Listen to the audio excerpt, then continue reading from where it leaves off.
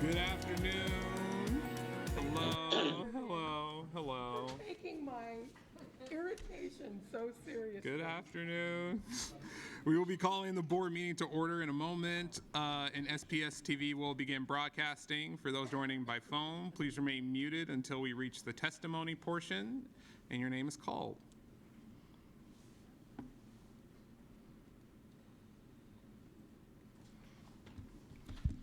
All right, this is President Hersey. I'm now calling the March 1st Rabbit 2023 regular board meeting to order at 4:17 p.m. This meeting is being recorded. We would like to acknowledge that we are on the ancestral lands and traditional territories of the Puget Sound Coast Salish people. Ms. Wilson-Jones, the roll call, please. Director Harris. Present. Director Hampson. Here. Vice President Rankin. Here. Director Song-Moritz. Director Sarju. Present. Director Rivera-Smith. Present. Director Hersey. Me. And Director Hassan. Present. Thank you, Ms. Wilson-Jones. I will now turn it over to Superintendent Jones for his comments. Thank you, President Hersey and board members. Good evening. It was good to see you all again. I'd like to begin my comments with some updates on our school safety initiative. I want to thank those of you in the community who have continued to advocate for school safety. A message went out to the whole district on February 9th regarding our work, and the message included a description of our three-tiered safety initiative. We're conducting a safety review of our campuses. We're creating community action teams that include city and community partners, and we're establishing a wellness advisory council comprised of mental health and wellness leaders from our community. I'm grateful for the work of our partners, our school communities, and will continue to provide additional information and updates as this work progresses.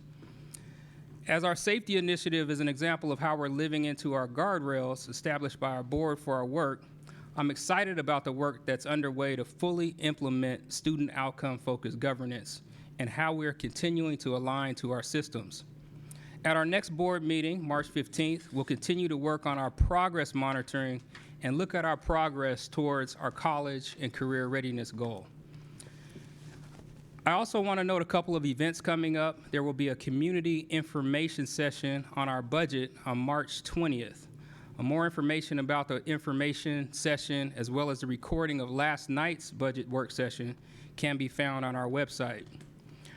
At the board's work session next week, there will also be a recognition of Billy Frank Jr. Day. Director Hampson will provide us more information about that and how we're honoring his courageous advocacy and very important legacy. The month of March is a busy one, and I think we're ready to take it on. As always, it's a pleasure to work with you together. And now back to you, President Hersey. Thank you, Superintendent Jones. I will now turn it over to Director Hassan for student member comments. Good afternoon, everyone. I hope everyone had a great midwinter break. I'm glad to be back, and I hope that break was as refreshing to everyone as it was to me. I also want to say congrats on concluding the first semester. It was tough, but we made it through. And for an update on our Instagram, me and the student board members have officially made an Instagram, and you can follow us at SPS Student Rep. I'm excited to use this tool to connect with my fellow peers and students within SPS, and that concludes my student comments. Thank you. Thank you so much, Director Hassan. We have now come to the board comments section of the agenda. This week, board directors received an updated student outcomes focused governance implementation timeline. Our ad hoc governance committee recommended to us that this timeline be regularly updated, and Dr. Jones and I will be updating the timeline regularly in conjunction with our agenda setting meetings. We look forward to soon incorporating this timeline on our public student outcomes focused governance webpage. On the timeline, you will see we continue to move several key bodies of work forward. Just before this meeting, we launched the Ad Hoc Community Engagement Committee, which will position us towards authentic and consistent partnership with the SPS community. And next week's work session, we'll receive a training on our policy diet to ensure that better alignment between our policies and our goals and guardrails. And our upcoming retreat, and at our upcoming retreat, we will continue to work with AJ on establishing board norms and building stronger working relationships with one another and with our student members. We also have additional lifts ahead of us this spring to confirm our governance structure for the upcoming year. This work includes formalizing changes to our standing committee structure, which we have put on hold for the current year, and refining any of the other processes and meeting cadences we've implemented. We'll now move into our other reports. Do we have a report from our legislative liaison? We sure do. Let's see. Since our last regular board meeting, it's been a few weeks, and even though we had break for school last week, legislative session was in its full schedule. We're about halfway through the session now. And so what typically happens at this point is that bills that have passed out of the caucus where they originated, either the House or the Senate, pass out and then go over to the other caucus to review, and then eventually a final version is approved by both sides and then sent to the governor for signature. So some bills, there have been a couple bill cutoffs. There's a policy cutoff and there's a fiscal cutoff, and those just happened last week and the week before.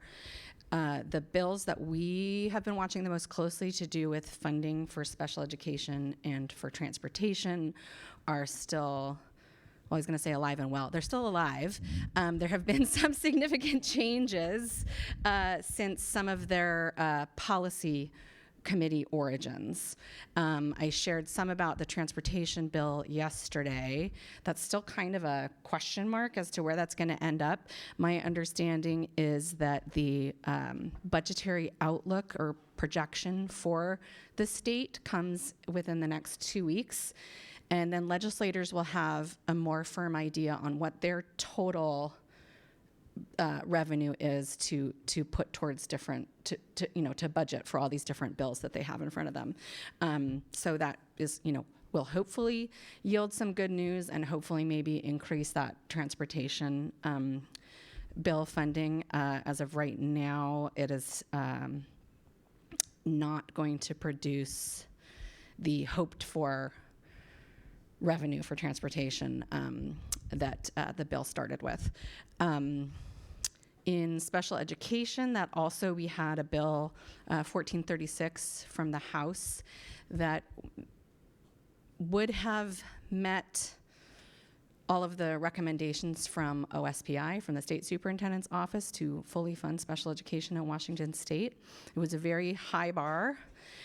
It was reduced significantly over even coming out of that policy committee, actually, and then through fiscal committees in the House.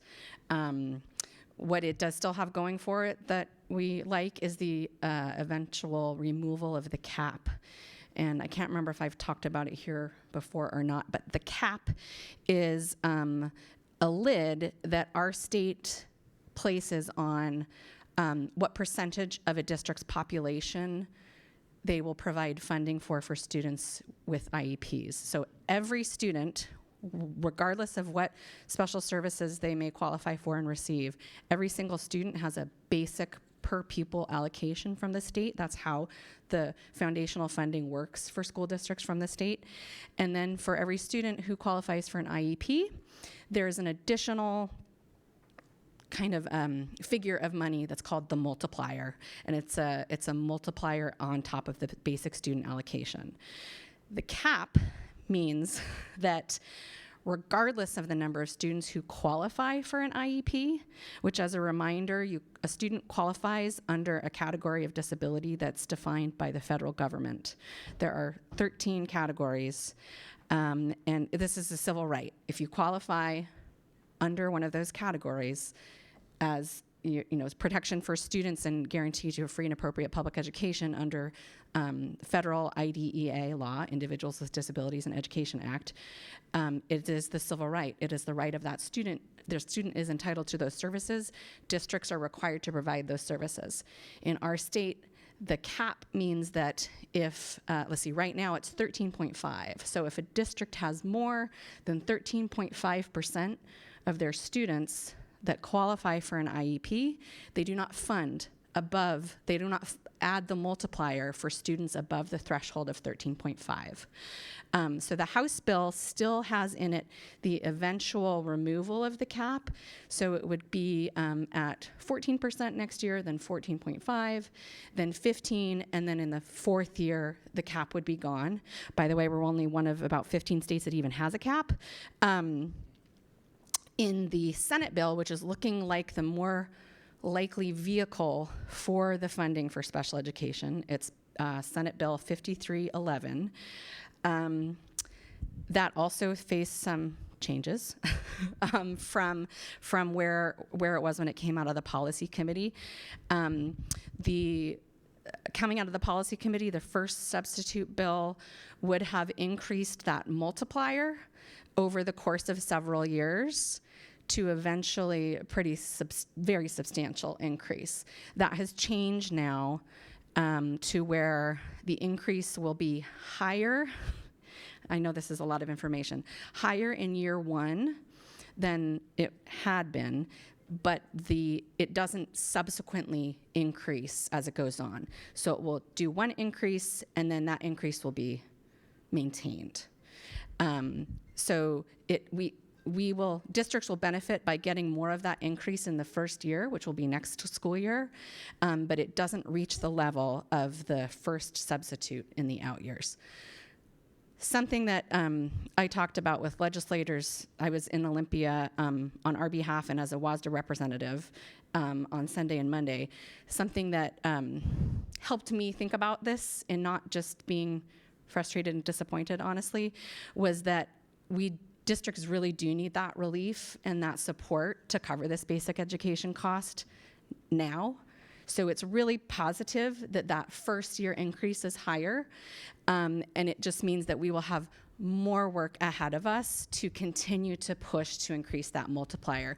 And something that one senator said to me was that even in the first substitute, that fourth year really was somewhat imaginary because the bill can change, in the next biennium. So I'm trying not to think of it as a loss. I'm thinking of this as a really good first step that we definitely appreciate and will benefit our students, and we will need to keep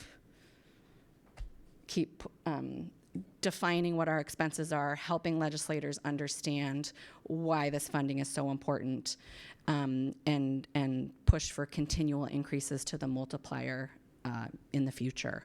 The Senate bill doesn't eliminate the cap, but it does raise it to 15%. And that's better than what we have now, which is 13.5. But as districts are seeing enrollment decline across the boards, across the state, the percentage of students who receive special education services is actually increasing as the general education population reduces. And so that multiplier is actually going to come into play a lot more strongly for districts. And what I have been saying to people is that that cap doesn't keep us from identifying students who have these needs. They qualify under federal law. What it does do is prevents districts from receiving state funding for those students who are identified. And because it is our moral, legal obligation to serve those students, districts will find ways to find the funding. It just is coming from sources other than basic education allocation provided by the state. So that was a ton of information, but those are sort of the really critical things that were. Oh, didn't I talk about that? Oh, I talked about transportation. Well, yeah. Those were two of our top priorities. There were also top priorities for WASDA, which is the Washington State School Director Association, and pretty much every district in Washington that I have talked to is our representative body as a whole through WASDA, top priority for transportation and special education, and then individual districts also. This is really having a big impact on students and districts all across Washington. So I will obviously keep following those things and updating you all. And I just want to thank the legislators who took the time to meet with me and other members of WASDA. And I wanted to share with you all that even though it was, somewhat to find out on Friday where these things were standing fiscally and then to go down on Monday was a little bit of like a bummer, to put it lightly. But what I did hear from legislators was a lot of really positive comments about our board and about our superintendent. And when I go down there on behalf of all of us, and when I talk to legislators, I try really hard to put to the forefront that we're available as partners in this work, and that we want them to know that we are responsible, we are accountable, we're holding the district accountable for student outcomes. And I think the positive feedback that I got is is a testament to the efforts that we have made to really focus on best practices and governance. So that was something positive that I wanted to share. And I guess I'll just add also thank you to WEA, SEA, Seattle Council PTSA, Washington State PTSA, parents, community members, everyone who takes the time to go down to Olympia, shares their stories with legislators. The stories make a really big difference. There were something like 100 students in Olympia today advocating for gun violence prevention measures. And that's just so critical, and thank you to everyone who made that possible. I guess I will add for District 1, I've had a couple PTAs reach out to me to ask, can you come to a PTA meeting to talk about legislative issues or the budget? And so I've done that with a couple PTAs in District 1 and have some scheduled. And anybody out there from D1 who may be listening who is interested in that, please let me know. Also, if any of my colleagues, I would be happy to have a broader meeting open to more people with one or more of colleagues up here. So please let's talk about that, because I know people just have there's so much information and so many things to follow. And so I guess let me know if anyone is interested in that. I think that's it. Thank you, Director Rankin. Any additional liaison reports? Director Someritz? Yes, I have two liaison reports. For the capital Capital Levy Oversight Committee. The committee last met on Friday, February 10th. What was interesting about that meeting was that we got a presentation from the consultants around our enrollment projections, their 10-year enrollment projections, and I did ask for the slides, and I did send them to my colleagues. I hope you take some time to look at them, and we should compile a list of questions that we have and reach out to the consultants with those. The next meeting for that committee will be Friday, March 10th at 8:30 right here in this room. In terms of the city, the next meeting for the Family Education Preschool and Promise Levy Oversight Committee is actually tomorrow, Thursday, March 2nd. It will be held virtually at 4:30 p.m. And if there is an update from that committee, I will share that at our next board meeting, but there's no planned committee action on that agenda, so I'm not expecting a significant update. And I also like to take just a moment to express my condolences to the wife, daughters, and extended family of Malik Davis, as well to Councilmember Alex Peterson and his team. Malik was an aide in Councilmember Peterson's office, and last week he very tragically passed away.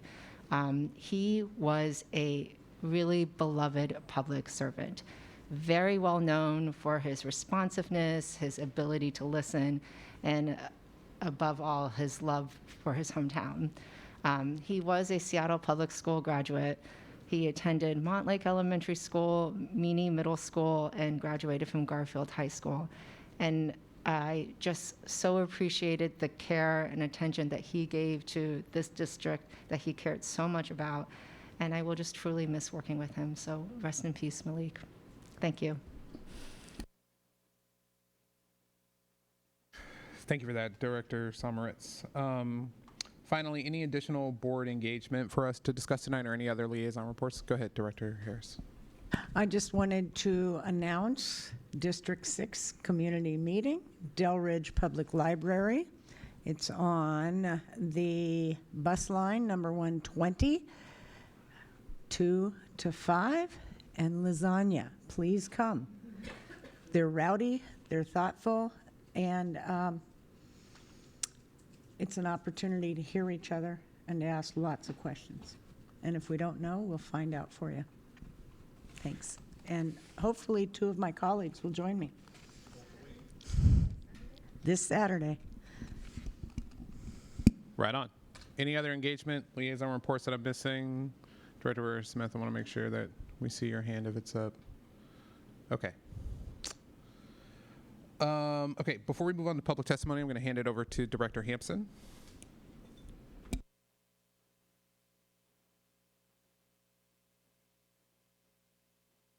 Thank you, President Hersey. I would like to ask, as many of you know, we have a practice that we are continuing to improve upon of centering students and bringing student voice front and center. And I would like to ask if there are Native American, Alaska Native, Pacific Islander, Hawaiian students that are here that are planning to speak, and if so, I would ask that you come forward at this time.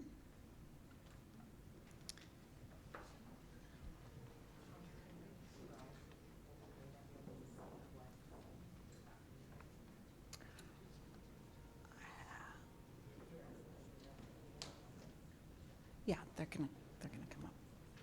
Just to the mic. Yeah. Thank you for coming up, and I'm going to give you plenty of time to prep so that you can have your time and your space to speak your words.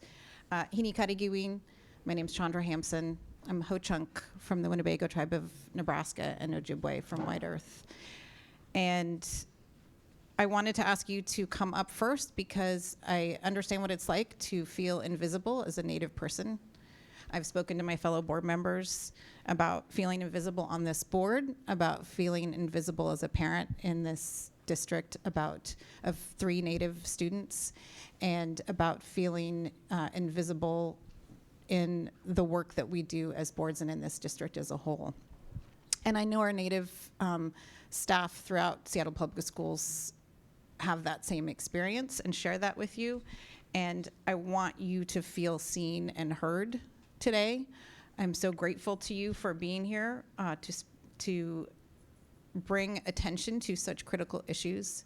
And I want to give you that space and time separate from our testimony to provide the words that you have to offer. So I just will ask you at the appropriate time to introduce yourselves and include your tribal or village affiliation. And but I want to let you know, and just to give you some time and space to also hear these things, because sometimes when we don't get a chance to speak directly to you, the testimony happens and then folks leave. And I want to make sure that you students know that if you are interested in providing testimonial regarding the leadership and the legacy of Billy Frank Jr. at our meeting next week when we will be honoring him, please let me know, and I'll be more than happy to, that's at 4:30 on March 8th, whether you're here in person or whether you want to do virtually. I would love to have you provide testimonial if that's something that you're interested in doing. We will be having staff do remarks about Billy Frank Jr. as well. I believe it was 2 years ago that we passed that resolution with thanks to initial leadership from UNEA and the students there. And I also understand there's interest in working on a proclamation related to murdered and missing Indigenous women and people, which is fantastic. I invite you to join me at 4:30 on March 29th, and we will make sure that you don't have to remember this. We'll get you this information separately. To collaborate on moving said proclamation forward in collaboration with other student groups, other Native student groups, and some of the work that Native Ed staff is doing. There's also some really important work happening around sexual harassment and assault that's very deeply connected to this, and it's been almost impossible to get Native student and Native adult representation on either the task force or on the, well, either adult or student representation from families or community members on that task force. And so I'm really interested in highlighting your advocacy tonight, and just want to note that you have so many great organizations and people behind you, from UNEA to United Indians of All Tribes to Mother Nation, Na'ilahi Fund, Native Action Network, so many hardworking people, including your staff here at SPS, who always come with the best intentions to try to hold up the world for you so that you don't have some of the same negative experiences that your ancestors have. And we don't always agree on how to do that work. I don't always agree with how our SPS staff does their work, but we work very hard to come together and try to do better every time. And it's imperative that you continue to share with us the ways in which we fail to serve you and fail to make you feel seen and heard in your classrooms and in your buildings, and know that we are all striving and obligated to collaborate and work together to make sure that it's not just our own people and our own families and our own children telling these stories, but everybody knows these stories, that everybody here on the dais is as informed as you are about why it's so important to bring attention to murdered and missing Indigenous women and people, among many other issues that we have to address, and to make sure the real and true history of this United States that includes us as Native people is told. So with that, I'm going to ask you to each go ahead and introduce yourselves and have the time to give your statements.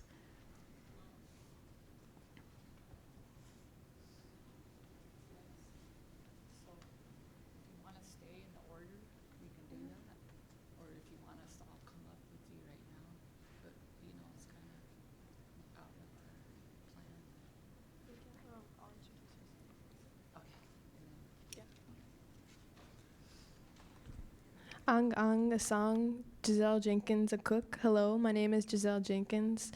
I am a Nunuk from the Aleutian Islands of Alaska, and I come from the Chubetnoy family. My ancestors, my lineage extends from my Angelina Miller, Rosie Ludwig, and Irene Chubetnoy. I'm here today with UNEA and the youth of UNEA, and I'm happy to be here, and I thank you. Kagasagun.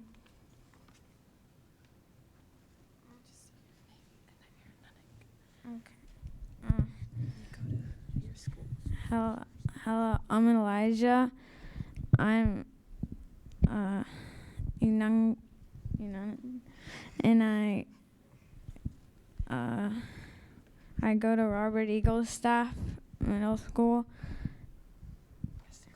and I'm in 6th grade. Chimai, hello. I'm Isabella Hawkinson. I'm also an intern here at UNEA. I go to Roosevelt and Kuyana. Kisi Kukit. I am Landon Brewer, and I am a Confederated Salish and Kootenai, I'm a student at Nathan Hale High School, and I am from the Confederated Salish and Kootenai tribes, as well as Shawnee, Chippewa, Spokane, and Colville.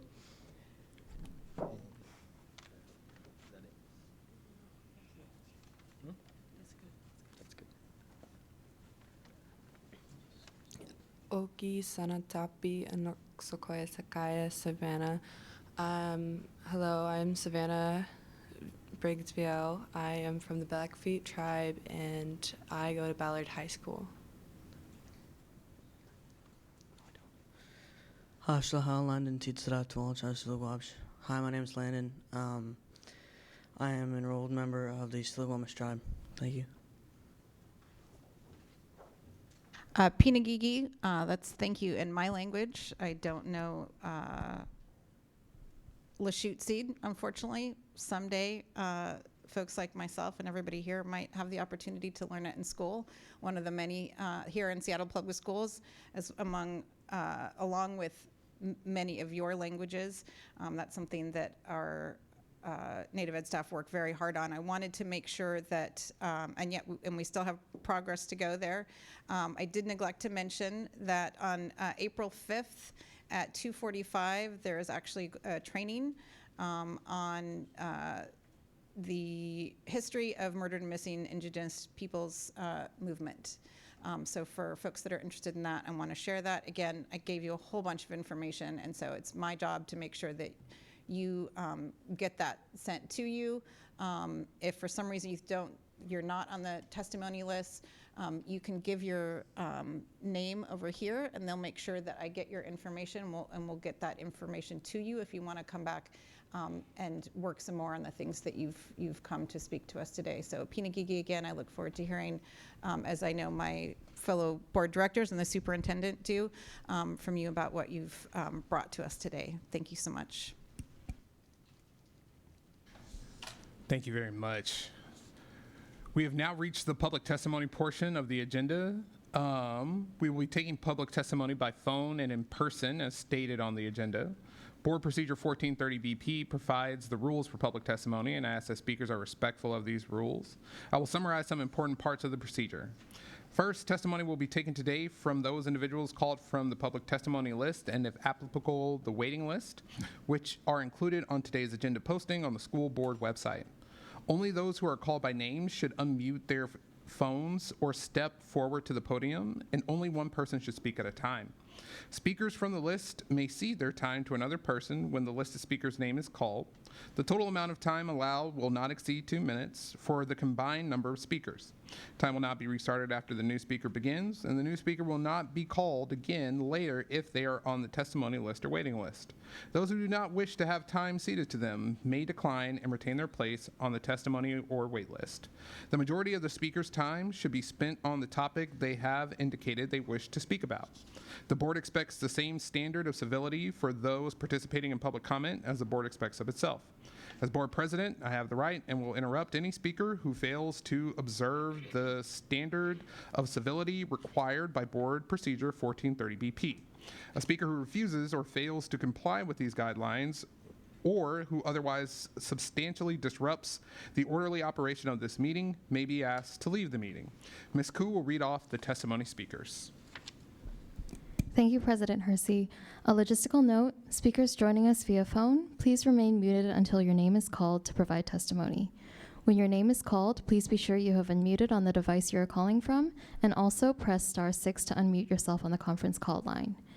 Each speaker will have a 2-minute speaking time. You will hear a beep when your time is exhausted, and the next speaker will be called. The first speaker on the list is our West Seattle High School student speaker, Lily Sabine Ingram.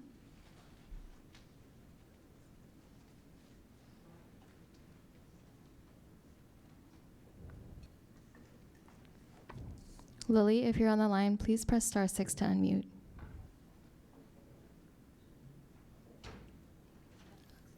Moving on to next on the list, we have Teresa Castro.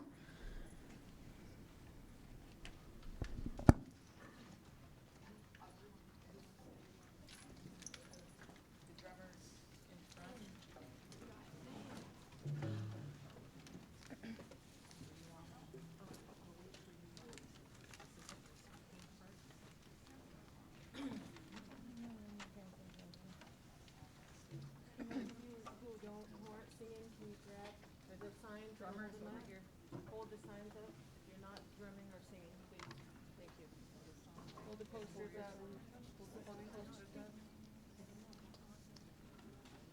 Drummers.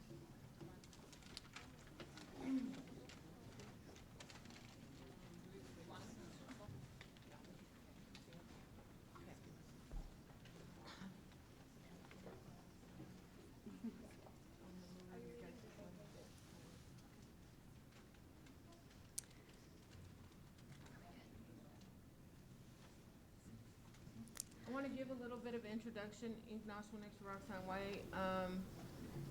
We're going to sing the song of missing, murdered Indigenous women and people. This song hails from our First Nations grandmothers.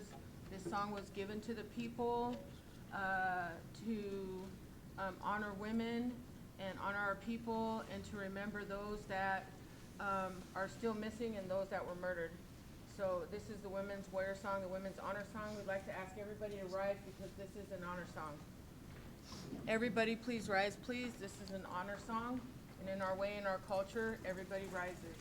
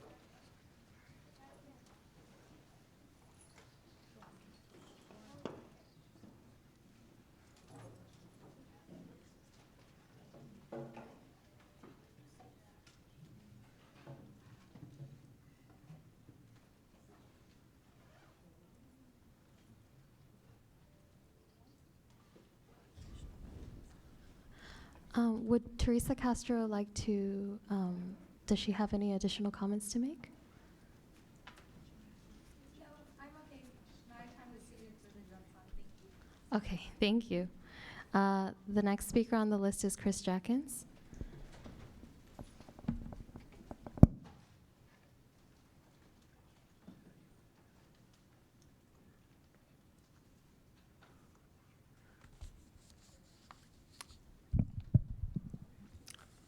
My name is Chris Jackins, Box 84063, Seattle 98124. Really glad to have this company here today. Thank you all.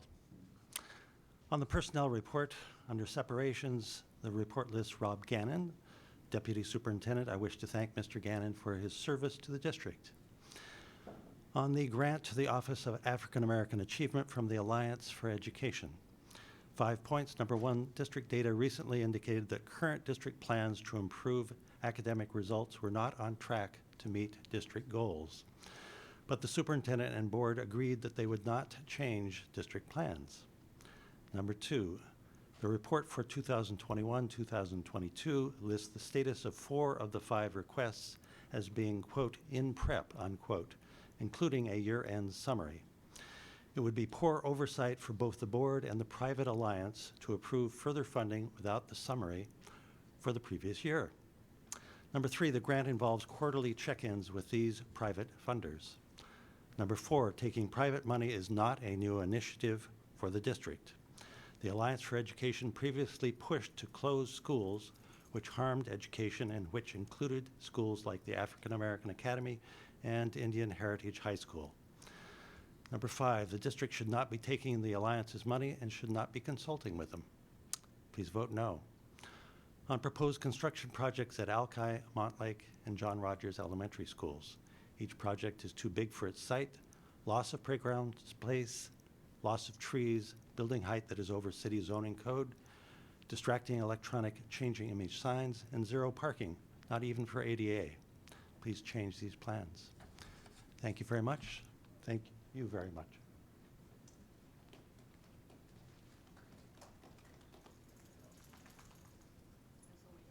The next speaker on the list is Isabella Hawkinson.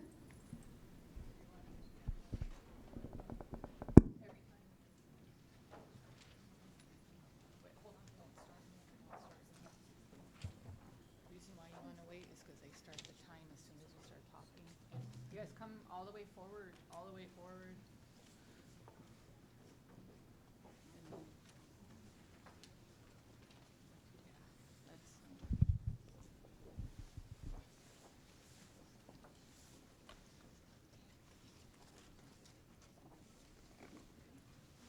Chemai, I'm Isabella Hawkinson, Old Harbor Tribe in Alaska, and I'm attending Roosevelt High School.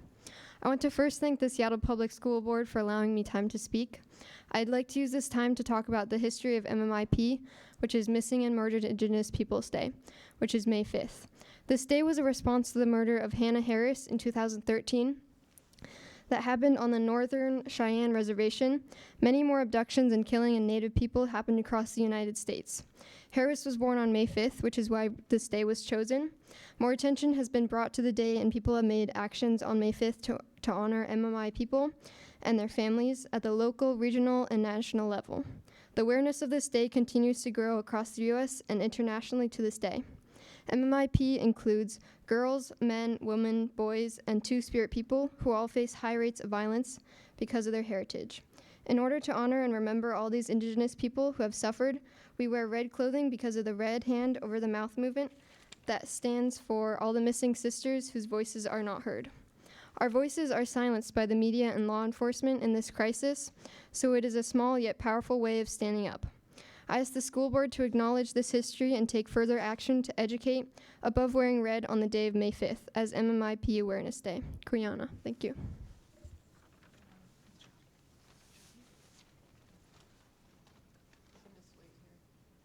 The next speaker on the list is Mike Ziskowski.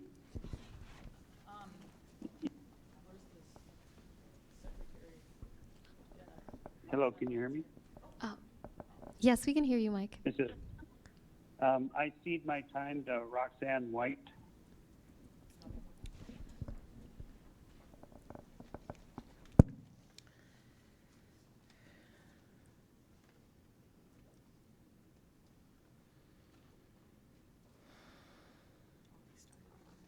Ignashwanix, I didn't know you guys started the time. I was told you would start it when I started speaking. Sorry. My name is Roxanne White. Ina Monique West, Piolake Kenmai Titokum is my Indian name. I am Nez Perce, Nooksack, Grovant, and Yakima. And I presently reside here on the Coast Salish territories of the Duwamish, Suquamish, Muckleshoot, Tulalip people, who I honor and raise my hands and acknowledge that I'm a guest on their territory. I am a family member of missing and murdered Indigenous women and people. To my right is my cousin, Rocinda Strong, and to my left is my niece down here, Iviana Lakota Cortez. Iviana was murdered in Burien by a drive-by shooting, her and another 13-year-old girl in 2018. My cousin Rocinda went missing October 18th of October 2nd of 2018 as well, and was found 275 days later in a freezer abandoned. I also am the founder and executive director of Missing Murdered Indigenous Women, People, and Families, and it has been my honor and privilege to work alongside SPS, Indigenous students and youth, and with UNEA. You know, I just want to just touch really quickly on the historical and intergenerational trauma of boarding schools, trafficking, mascots, and the sexualization of Indigenous people, women, and girls. I want to acknowledge that this is part of this crisis, and in systemic ways that our youth stepping up for this moment right now, is part of why we are here today. I want to also acknowledge that currently in Washington State, as of this year, we had 393 missing Indigenous people just since this year. This month alone, we had 138 missing, which is a 3% increase from last month. A total of 22 missing Native Americans, 5 were adults, 2 were males, and 3 were women. 17 of those 22 17 out of those 22 were youth, 5 male youth and 12 female youth were, and out of these, 12 female youth were located and 5 male youth were located, leaving 75 missing adults and 63 missing youth just for this month alone, and 40 missing men. I want to acknowledge that what we're doing here today is going to set the precedence and the security and the visibility of our youth moving forward in the Seattle Public Schools, for the justice and for the safety of our youth. I'm really proud of these youth. I'm really honored to be a part of this, and I want to thank you all for hearing us and for allowing me to have these few words here. Katiayo.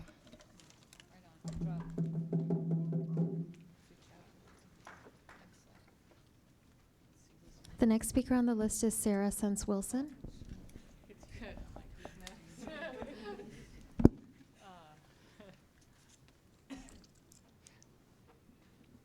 Good evening, school board members and Superintendent Dr. Brent Jones. My name is Sarah Sense-Wilson. I'm Ogallala Lakota. I'm a grandmother of a 4-year-old that will be entering kindergarten in Seattle Public Schools come this fall. I'm co-founder of UNEA and also elected chair. UNEA is a grassroots, volunteer-based, student-centered, Native-led organization grounded in cultural values and best practices supporting Native student success. UNEA is the largest and longest-running Seattle CBO nonprofit promoting Indian education through advocacy, academic courses, tutoring, mentorship, leadership training, workforce internship opportunities, and cultural enrichment programming. UNEA launched Clear Sky Academy in partnership with Yellowwood Academy in 2020. We are now in our 3rd year of providing high school credit courses for Indigenous students. To date, 100% of our students have earned credit for these classes. And that is matching our Clear Sky track record of successfully earning high school diplomas, students earning those diplomas. Our Clear Sky Academy and interns are achieving high honors, accolades, leadership positions, and most notable, contributing members of our society. We recommend Seattle Public School remove barriers currently in place that are obstructing students' access to these academic options. We recommend Seattle Public Schools have bi-yearly reports on Indian education in open public meetings. At one time they did this, and it was very helpful for transparency and accountability. We recommend that the school district update the HCUSA website so that we have access to the latest that's happening with Title VI, the meetings, the minutes, the activities. Please restore the data dashboard. Renew Seattle Public School resolution to dedicate March 9th, Martin Luther King Day. Excuse me. Wow, that's on my mind, civic service. So renew Seattle Public School resolution to dedicate March 9th as Billy Frank Jr. Day. Yes. Another civic rights hero, yes. Commit to decolonizing your approach to working with community and healing trauma inflicted by past and current Seattle Public School leadership. And definitely support these students and community and families by adopting the Missing Murdered Indigenous People Awareness Day proclamation. Thank you so kindly.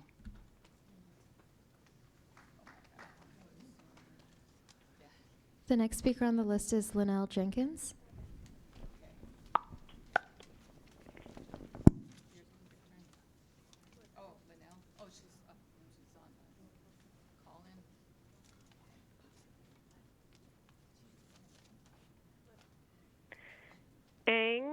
Hello, my name is Linnell Jenkins. I'm Ununuk Aleut, Alaska Native.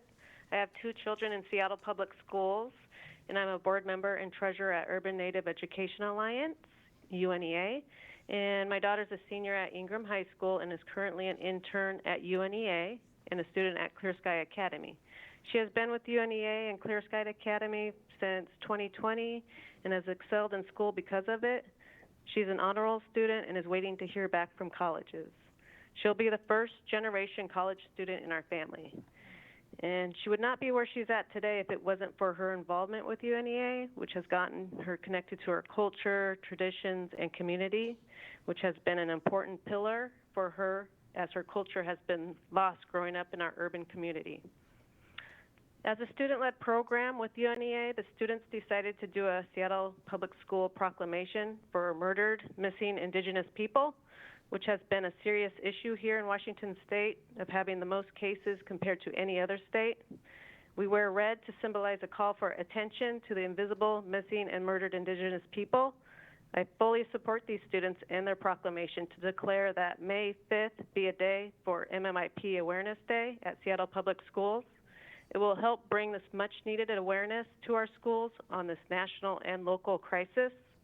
Please consider this proclamation that these students deeply care about and support them. We would also like you to support the renewal of Billy Frank Jr. Day on March 9th with the Seattle Public School resolution without having an expiration date. Billy Frank Jr. was a Nisqually tribal member and a legendary activist for environmental protections and treaty rights. He received the Presidential Medal of Freedom from former President Obama. A statue of him will be replacing Marcus Whitman at our U.S. Capitol in D.C. and the Capitol in Olympia. Thank you so much for your time and consideration. Kagasakang, thank you.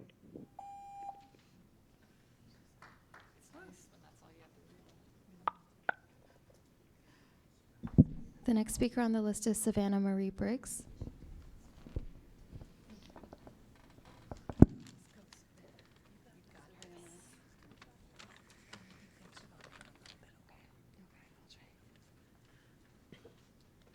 Hello, my name is Savannah Briggs VL. My tribe is Blackfeet, and I'm an intern at UNEA and a student in Clear Sky. I have a proclamation for MMIP Awareness Day. A proclamation of Seattle District Number 1, King County, Seattle, Washington declares May 5th as Missing or Murdered Indigenous Person Awareness Day, the MMIP. MMIP Awareness Day is an opportunity to raise awareness to the national and local crisis of the missing or murdered Indigenous people. Whereas on May 2022, Joe Biden proclaimed May 5th as National Missing or Murdered Indigenous Person Awareness Day and a day for action calling for justice. And whereas Indigenous women, girls, men, boys, and two-spirited people are most likely to be targeted with racist violent crimes such as trafficking, murdering, homicide, and sexual assault crimes. And whereas research indicates 1 to 3 women are sexually assaulted or raped in their lifetime, and 4 in 5 women are experienced with violence in their lifetime.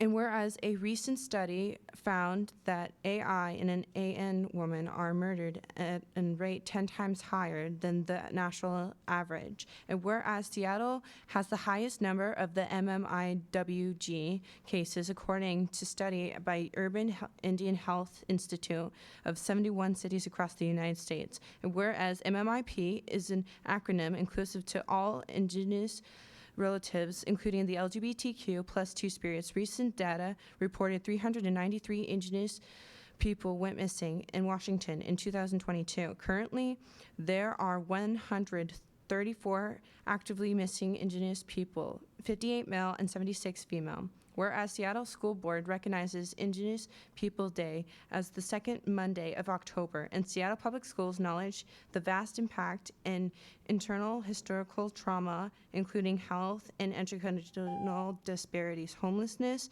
and other social, emotional, political disadvantages experiences by many Indigenous students, and whereas Seattle Public Schools is indicated the eliminating racism, improving educational outcomes, and providing a safe environment to support every student. Seattle Public Schools is an educational institution as a moral and ethical responsibility to inform all students and justice issue to promote values of equality, respect, and dignity to all.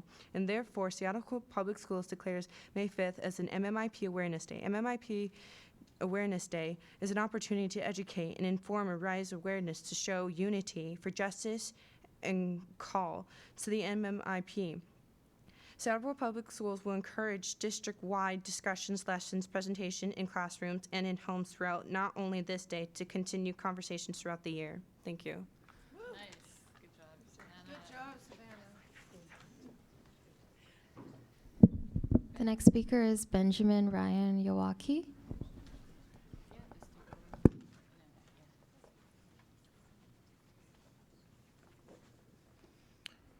Bonjour and Dinaway Muganadog. Hello, my relatives. My name is Benjamin Iwaki, and I'm a board member of the Urban Native Education Alliance. I also speak to you as a recent migrant from Minneapolis, Anoka Hennepin School District number 11, which happens to be one of the most racist school districts within the state of Minnesota. I stand before you in support of the proclamation to honor and recognize Missing or Murdered Indigenous Persons Awareness Day. Washington State, in many respects, is on the frontier of advocacy for missing or murdered Indigenous persons, and awareness is vital to the protection of our people. You have the ability to raise that awareness with our youth with support of this proclamation. I cede the remainder of my time to Paula Mariquin. Miigwech.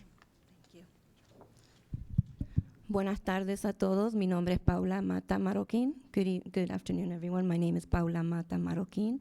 I am also a board member of UNEA, and I am here today as a domestic violence survivor, as a daughter of political refugees, and I want to say thank you to the youth here for making this proclamation, and I hope that Seattle School District honors their request. Thank you.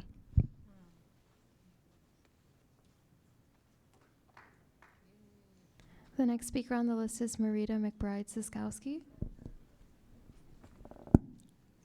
Hello, my name is Marita McBride-Ziskowski, and thank you in advance for allowing me to share my testimony on the importance of Native American education and supporting the MMIP proclamation. We personally are a blended household of Native youth, and my son is an enrolled member with the Stillaguamish tribe in Arlington, Washington. And I just want to share personally a little bit that my son, he's a high school student now, he's really struggled with his education, on his education path, not knowing if he was going to graduate or not. He is a neurodivergent learner, an experiential learner, and he is a Native youth.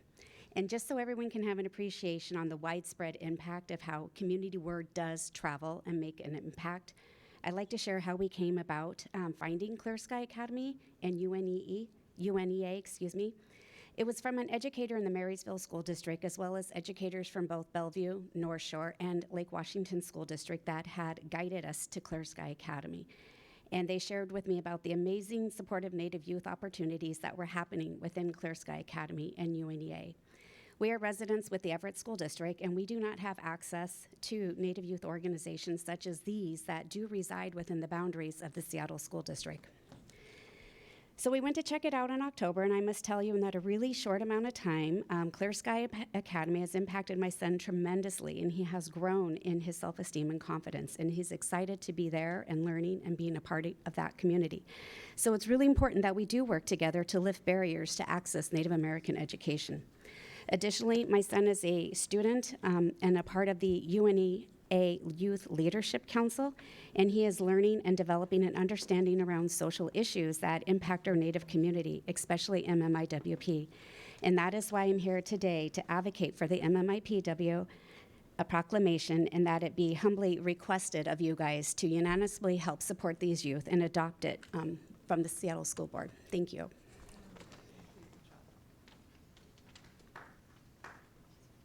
The next speaker on the list is Giselle Jenkins.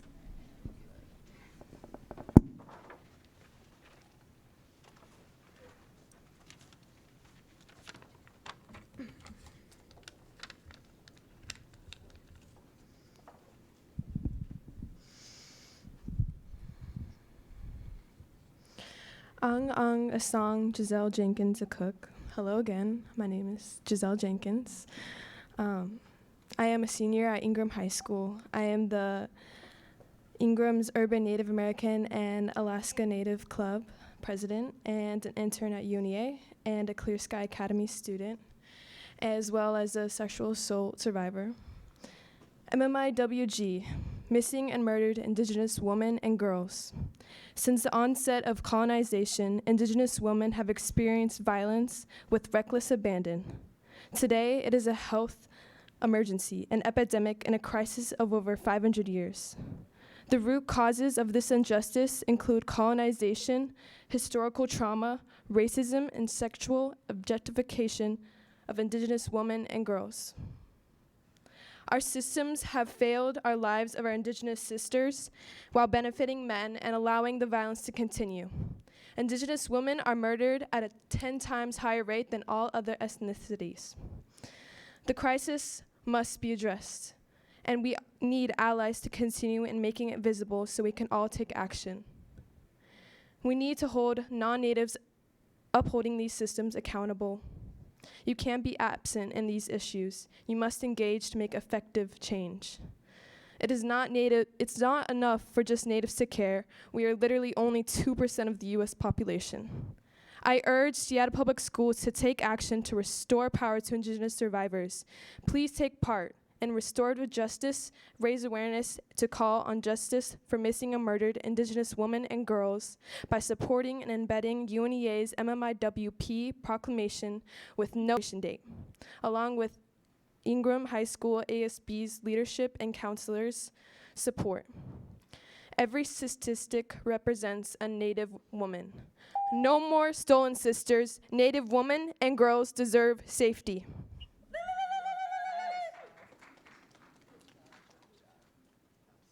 The next speaker on the list is Geraldine Hamley. Shannon was very worried about speaking. Arlen, can you hear me? Hi, we can hear you.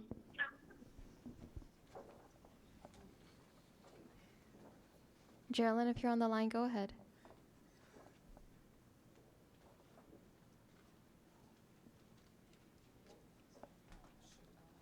Geraldine, if you're on the line, can you please press *6 to unmute?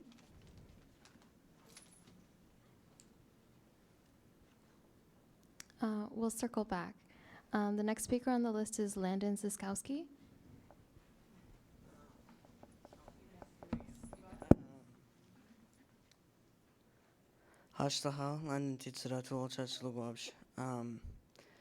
Hello, my name is Landon Ziskowski. I'm with the Sligomas Tribe. I'm a student at Clear Sky Academy and an intern at UNEA Youth Leadership Council. UNEA has helped me with a lot of things. Number one, it connects me to my heritage through learnings, especially with the group learning sessions. It gives me real-time practice in the projects where we make drums, ribbon skirts, it's just stuff for events. These projects also introduce life skills like working with leather, sewing, imagining what the design is, etc. It's difficult and inspiring at the same time. I didn't know many people throughout my school career, and this has really connected me to a lot of different things, a lot of different new people. I didn't know there were so many of us from such diverse tribes. We are all different but all similar. It is impressive learning from my peers and with my peers. Some folks have been with the class longer, so they help guide me. It's a community that is strong and growing. Overall, this opportunity has created a new, better balance in my life by connecting me with my peers, and it has strengthened my fortitude to grow, teach, and improve daily. When I am struggling, they help pick me up. It also teaches great life skills on a weekly basis. Additional opportunities that would be important I think it's crucial these classes continue and grow. I think there's a definite future for high school when there's a full curriculum to inspire, grow, and connect future leaders like myself. Hold on, I sent a text to myself. It is extremely important that we band together as a community to address this pressing issue that affects all of our brothers and sisters, as we are all vulnerable and at risk. No more stolen sisters.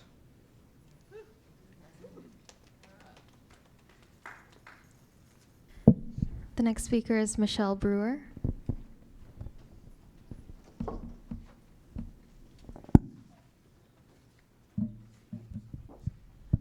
Hi there. Thank you for letting me speak. My name is Michelle Brewer. I'm representing the Salish Kootenai tribe of Montana. I'm very grateful for Clear Sky Academy and the educational and cultural opportunities it has offered my son and his Clear Sky classmates. This program has offered an experience that he would not have gotten otherwise in public high school. It's been a profound experience for my son.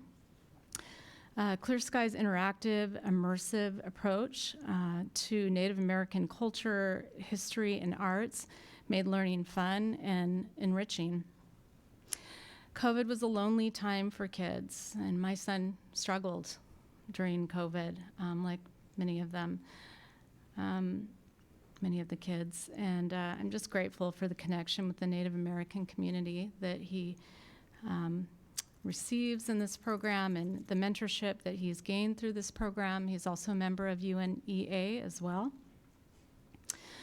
He's gained an elevated respect for others and respect for elders in society, and I just feel like that's huge. It's a virtue that's invaluable. My ask is that this program is more accessible to students, as I found that we had to jump through hoops to get him registered, and I don't know why that was the case.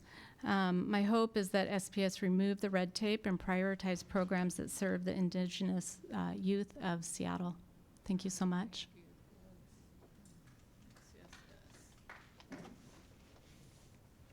The next speaker is Landon Brewer.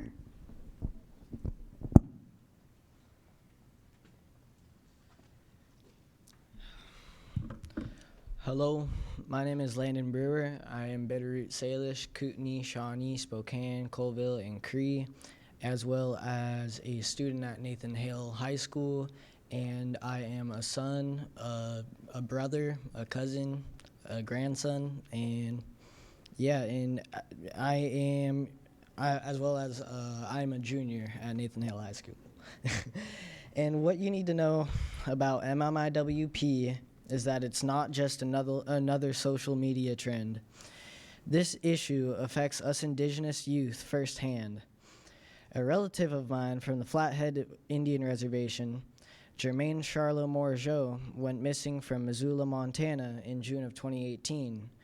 Jermaine was 23 at the time of her disappearance. Her killer, who is believed to be the father of her sons, is still a free man today.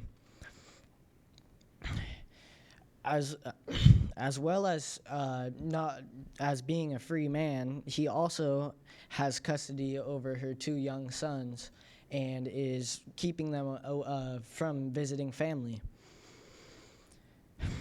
At the time of her disappearance, she was 23 years old. There are so many stories similar to Jermaine's story throughout the Native community. This is a nationwide epidemic.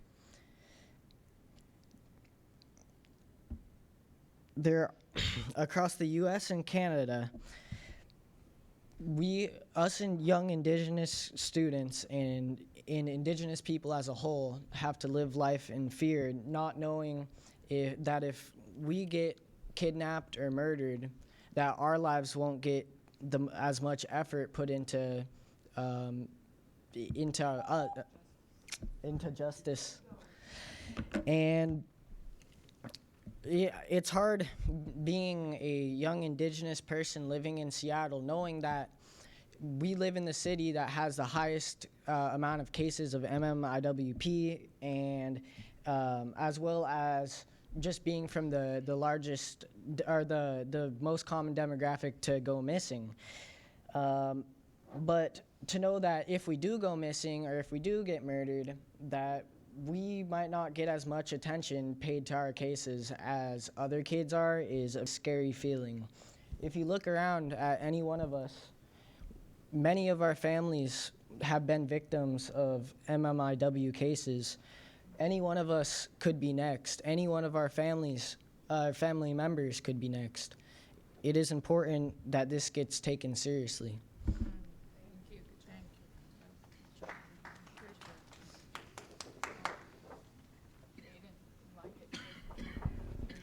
The next speaker on the list is Chiny Littleson.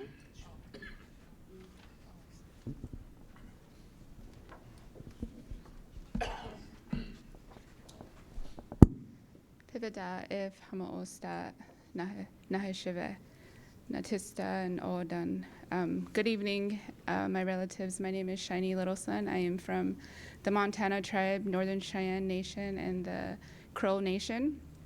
I am here today to speak about Indian education. I am a single mother of 3 children who are in Seattle Public School Districts. I have a 5th grader, a 3rd grader, and a 1st grader, whom all love school. They're also part of UNEA in Clear Sky and the NWA programs. Coming here into Seattle in 2020, I felt alone, not having community, coming from a small town into a bigger urban city setting. We found UNEA, and it's been great. Big impact on my children. Not only do they get to learn about community, they learn about cultural, they learn about raising awareness and how important family is outside of your own family. I'm not only a single mother, I am also a 3rd-year PhD candidate at the University of Washington in the biomedical field. I am also the thank you, academic student success coordinator for UNEA. We offer tutoring virtually and in person twice a week. And as the academic student coordinator, it would be helpful for SPS to make a greater effort or make an effort into offering those services to students and bring in awareness of the programs that the UNEA offers. Thank you.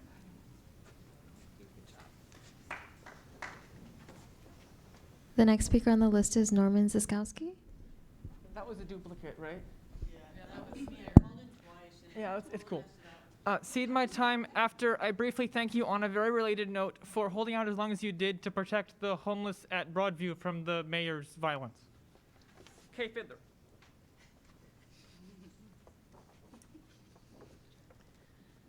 Hello, my name is Florence K. Fiddler. I'm Pembina Ojibwe out of the Turtle Mountains, and I'm here to talk about the MMIW.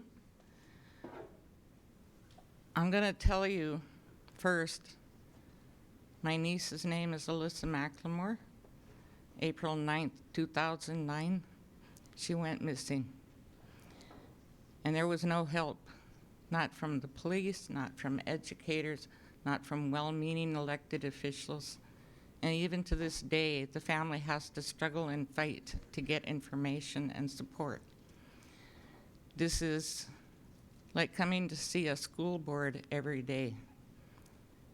Elected officials, when you go home at night, you're just you. When we go home at night, we're still missing our children, our mothers, our fathers. And this didn't start yesterday. I didn't start the MMIP movement.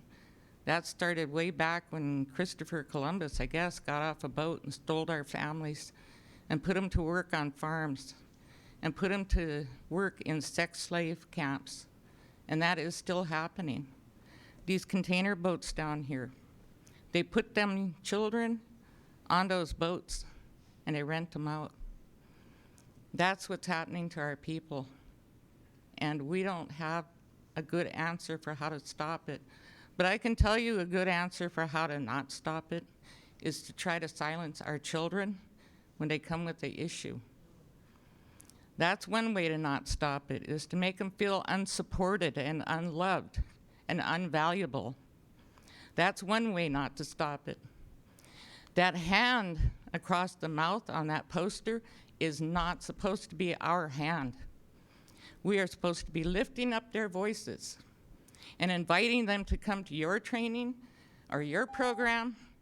You go to them. They've been coming here for years. They've been asking for your support. It is time that y'all stepped up. You earned those elections that you got. You earned them. And you pay that price. These kids are paying that price. That's our babies that are going missing. That's our babies that are being murdered. And I know a lot of you come from communities that suffer from similar things, but nothing like the rate that our babies are suffering from. So I want to encourage you as a grandmother, I want to encourage you all, get down off the high horse, cross the aisle, shake a hand. You don't got to like any of these adults working with these other programs, but it is your job to support these children. And when you won't even work with the people who are volunteering all that time and energy, when you won't even cross the aisle to say hello, then what are you telling them children? This program that supported you and brought you all this way is worthless. We're not even going to talk to you because we don't like this person, we don't like that person. I don't give a hairy rat's left foot about your feelings. I care about their feelings. I had to take my grandchildren out of your school district, being attacked by your staff, couldn't get support because I wasn't in with your in crowd. I pray to God none of my babies ever have to go to your school district again. And that's a sad thing. I'm an educated woman too. But I hear you talking about your education. I want to hear about their education. These kids have to dual educate. They have to learn everything about their Sundance or Sweat Lodge, or whatever ceremony it is they do. Then they have to learn all about your ABCs. You stretch that school year out longer and longer every year. You steal them so we can't bring them to the ceremonies. You get 9 months to brainwash them. We get 3 months to brainwash them back. And we got this little program trying to support not only their cultural identity as a Native person, but their identity as a citizen of your country, so they can get that education, so they can take your chairs, and they're gonna do a better job. I mean, you're doing better than your mom and dad maybe, but your job now is to support them in doing better than you. So I hate to come and chastise y'all. You haven't gotten rid of me yet. and I'm going to outlast every one of you. So I'm just saying, as a grandmother, I'm expecting better of you guys. There's no reason a power struggle should be going on. There's no reason your Indian Ed program, y'all are the boss of the school district. If you don't know that, I'm going to tell you. You're in those positions, you have power. You have that power to say, our school district personnel is going to work respectively and energetically with any program that is producing this. Because this is the best you got. And y'all need to just stand up, take a stand, be the grandmother, and tell people, do your job. I tell these people, do your job. Don't doubt it. I stand up to who I need to stand up to protect their lives. That's what I'm saying. That's your job. And if you're not up to that job, step aside. Because our kids don't have time. When you treat our children like they don't matter, they don't have value, then they're out there. And the world sees how you treat our children, and they treat them the same way. I need you to set a better example to the world. I miss my niece. I'll never see her again. I may never live long enough to get an answer. Her mother is sickly. 3 days after she went missing, I went to the funeral for her mother. She was on her way home, she said. She never came home. And I could be any one of these babies. I know you're not babies. You know, it could be. This is our babies that are going missing. And so I want you to start by supporting. I don't care how your process is supposed to be. Find a new process. If it doesn't work for them, help them. Don't wait for them to come to you. Y'all can go to them. They don't have cars, our chauffeurs. Go to them and help them. Support this May 5th. April 9th, you say a prayer for my niece. We find her one day. But not just with this MMIP program. You support them through all of it. Make the world know these children have value. And their voices count. And I'm going to lend my voice anytime they need it. Anyhow, that's who I am. Which?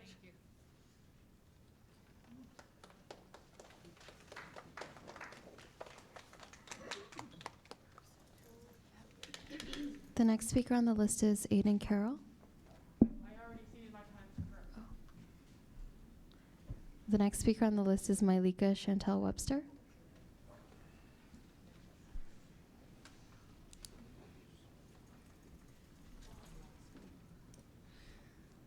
Hi, I'm going to make this quick because I'm going to cede my time. But my name is Mylika Webster. I am Hidatsa of the MHA Nation. My daughter is a sexual assault survivor. And while she was in the Seattle Public Schools, I had to remove her from the schools because the teachers were not equipped to handle someone of her trauma, which is what I was told. So I moved her into a different school district. I think it will be greatly beneficial to bring awareness to MMIP, not only for the children, but for the staff, so they can notice the signs and step in and help before we get to this point, which it shouldn't have. But I would like to cede the rest of my time to Dakota. Hi, good evening. My name is Dakota Murray. I am Bad River Chippewa and Rosebud Sioux, and I was raised on the Puyallup Tribal Reservation, and I work for the Equitable Development Initiative at the Office of Planning and Community Development here at the City of Seattle. And I am here today because I have an internship that I have been working in partnership with UNEA to create a high school internship here at our department for students to connect with Indigenous planning and culture, and then also to get an idea of what and experience in city governance, and to kind of bridge that gap and that barrier. And I would like to state my support for everything that's been mentioned today, and in support of the proclamation And I would also like to say, even as an adult, it's very scary to speak right now. So I want to say a big thank you. And like, it's really amazing that you students have been able to come up here and speak. So that's a really big feat, and it's impressive. Thank you.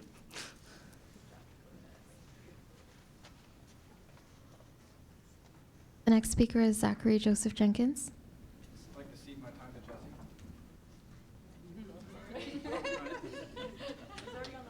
I know, but he seeded it. Hi, my name is Jesse McFerrin. I'm a teacher in the Seattle area. I was lucky enough to invite UNEA to visit my high school a couple years ago. Our old mascot was racist, and they have since helped us to change. The biggest takeaway that I have had in the last 4 years of knowing Sarah and the other members of UNEA and the student interns is that this organization in particular is worth listening to. What they fight for needs to be heard. I am so appreciative of the education and direction they've given me and how they put students first.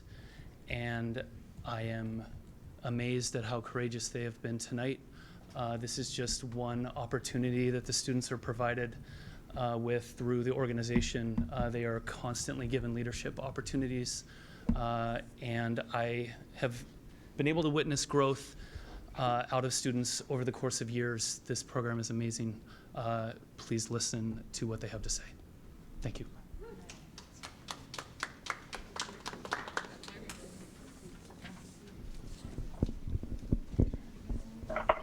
Before moving on to the wait list, I want to go back and check on those who may have missed their turn. The first is Lily Sabine Ingram. Hello, this is Geraldine Hamley, and I am with Clear Sky Academy and UNEA, and I would like to cede my time to Emily Yen.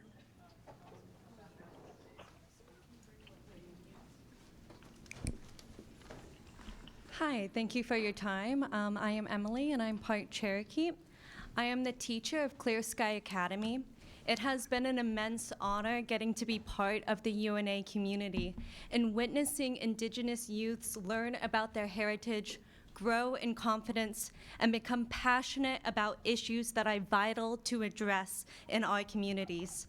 The statistics listed in the Missing or Murdered Indigenous Persons Awareness Day proclamation proposed speak for themselves. These sorrowful and violent acts must come to a stop, and in order to prevent injustices from reoccurring, education and awareness must take place. I stand in firm alignment with this proclamation, and I will continue to support my students at Clear Sky Academy.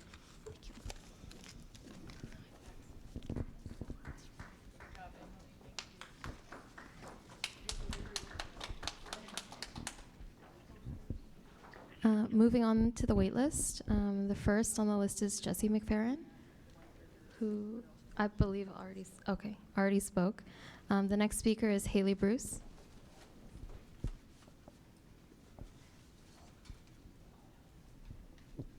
Haley Bruce. The next speaker on the list is Jean Bostash.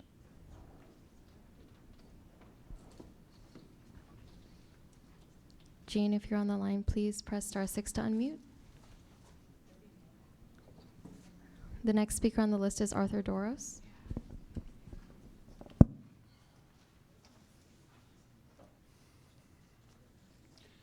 Thank you, and it's good to see you all back here. Last meeting, not everybody's here.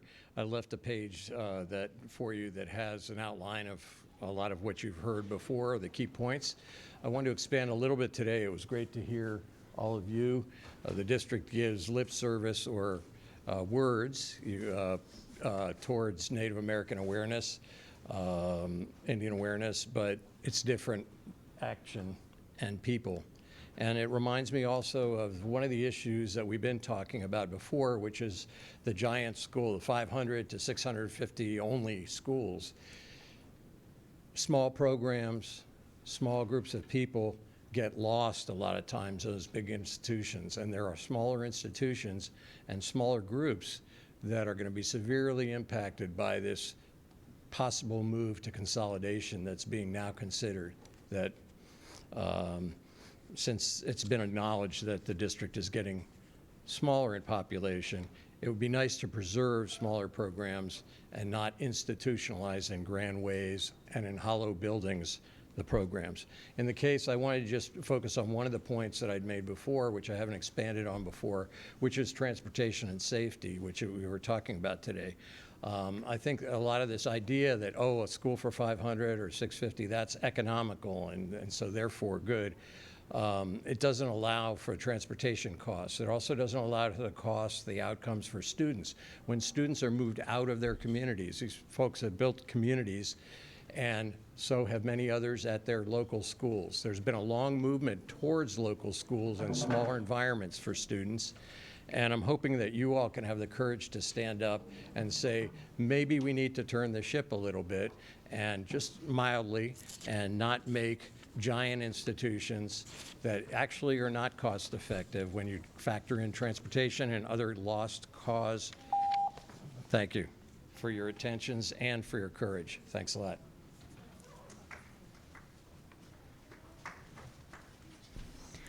The next speaker is Michelle Angeron Hall.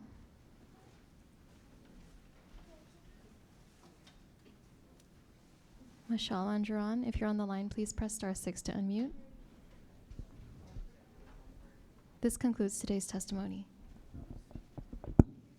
Thank you very much. Why don't we take a 10-minute recess just to give folks an opportunity to speak with the students before they go on to do amazing things. So it is currently 5:46. Please, and I say this every week, but please be back at 5:56 sharp. I will be starting at 5:56. Yeah, thank you. Before I call your parents.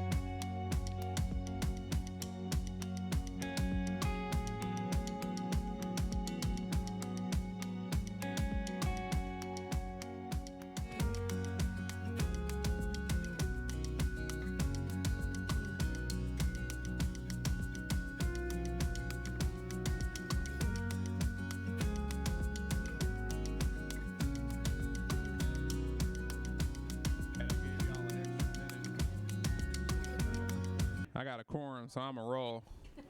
Oh, yeah. But, so, it's, this is the lowest. So what you trying to tell me is that we got the superintendent and all the board directors in the room Actually, no, it's at 5:57. Nah, I got it. Brent, stop shaking hands and kissing babies. You can do that after. Come on, man. Director Harris. Come on. I promise, if y'all come up here, I'm going to get y'all out quicker so y'all can go back and do what you're doing with as much time as you need. I need a script when I go out to dinner with Arthur.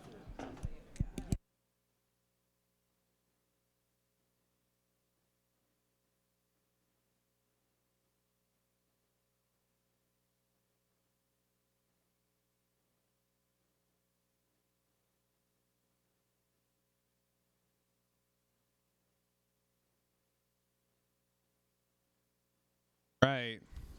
So again, just thank you to all the community members who shared time with us this evening. We greatly appreciate it. We have now reached the consent portion of today's agenda. May I have approval of the consent agenda? I move approval of the consent agenda. I second the motion. All right, thank you. This has been moved and properly seconded. All those in favor of the consent agenda, or wait, hold up one second. I'm getting ahead of myself.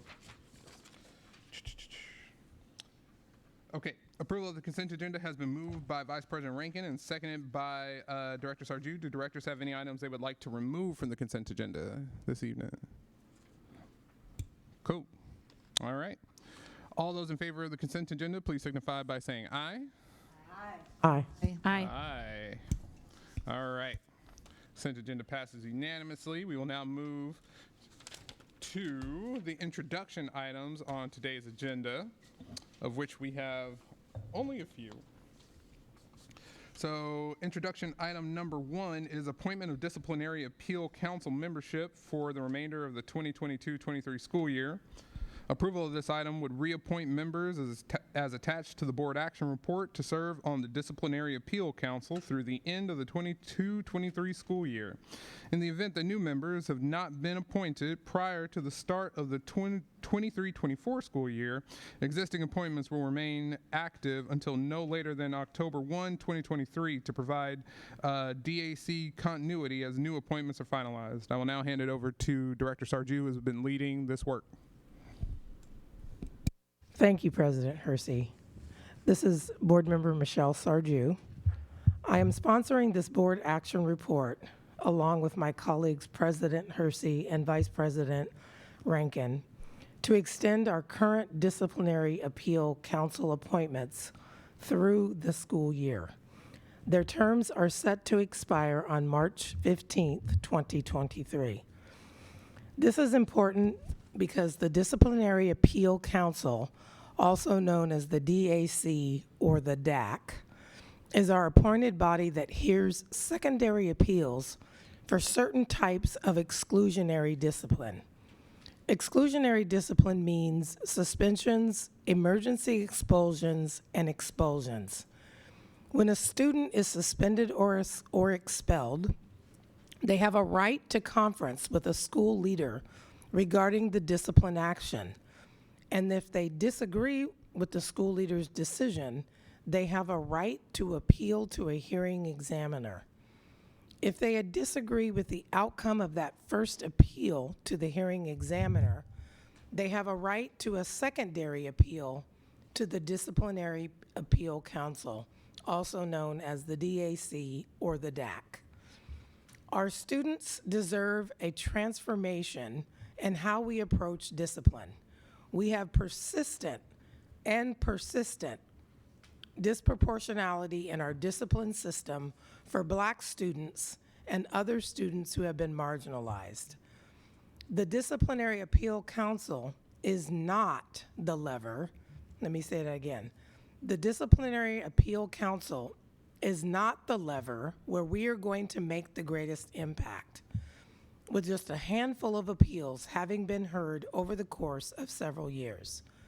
But The Disciplinary Appeals Council serves on our behalf, i.e. the board's behalf, and it is our work to reshape the council to best serve students most impacted by our discipline system. We do not have that policy action before us tonight, and because of timing, we need to keep this action on track to ensure our Disciplinary Appeal Council members remain ready to hear appeals. I am already working with staff to develop a board action report for our consideration this spring to amend the policy and procedure that drive our Disciplinary Appeal Council appointments so that we can have that in place for our next recruitment and appointment period. I invite all of my colleagues' ideas and partnership in that policy work. Please reach out to Director Ellie to help us coordinate within the requirements of the Open Public Meetings Act if you want to engage or have ideas. Director Ellie is also here if there are technical questions and staff. Oh, I think what this is trying to say is Ellie is here and staff from Coordinated School Health. This doesn't make any sense to me. I'm just going to read it as is. Ellie is also here if there are technical questions, and staff from Coordinated School Health and legal have been supporting this work. I just think there's a little typo there, so if you're a little confused, it's okay. You get I think the underlying meaning of what I was trying to say there, correct? Okay. Awesome. Do directors have any questions on this introduction item? All right. Thank you, Director Sarju and staff, for bringing this item forward. We look forward to taking action at the next opportunity. Moving on to introduction item number 2, annual approval of schools per WAC 180-16-220. Approval of this item would approve each school within the district, and that each has a school improvement plan that is data-driven, promotes positive impact on students' learning, and includes a continuous improvement process as required by WAC 180-16-220. Dr. Pedroza, by all means. Hi, good evening, everybody. I'm actually here to introduce Dr. Mike Starosky, who is the Executive Director of Schools. They're online on Teams, as well as Dr. Sarah Marabueno, who will introduce and ask questions about this information. So I will pass this to Dr. Starosky. Good evening, directors. This is the last of a 3-year approval process that we began 3 years ago when we moved the CSIPs from being every single year that we would come with brand new goals, brand new measurements, and we converted it to a 3-year process, recognizing the importance of having a continuous school improvement plan that reflected the actual work that needs to go on in schools and the supports that central office needs to create in order to support those efforts. And we've done an extremely good job, I would say, with the support of directors. And I'm going back to Director Harris, pushing us to align, be clearer about what it is that we're trying to accomplish, have public-facing documents that are consistent among schools. And so what we did 3 years ago, we approved, and with the school board support, you approved the CSIPs for a 3-year period. So this is the final year. So we're pretty much, 2.5 years through this process. These CSIP plans have been updated last fall. Some of them are actually being currently updated for the upcoming school year. But for this year, that these plans meet all the requirements of WAC 180-16-220, that these plans do exist, that they've been updated, they're aligned to our goals and guardrails. Midway through this process, the goals and guardrails were shoehorned in to our existing structures. And our next round of CSIPs have the alignment of the goals and guardrails, but we will be coming to you in the fall of this upcoming school year for the next 3 years. But what we're introducing is that these plans do exist. They've been updated. There's consistency. And we have answered some of the questions that were put forth by some of our board directors last week for your information as well.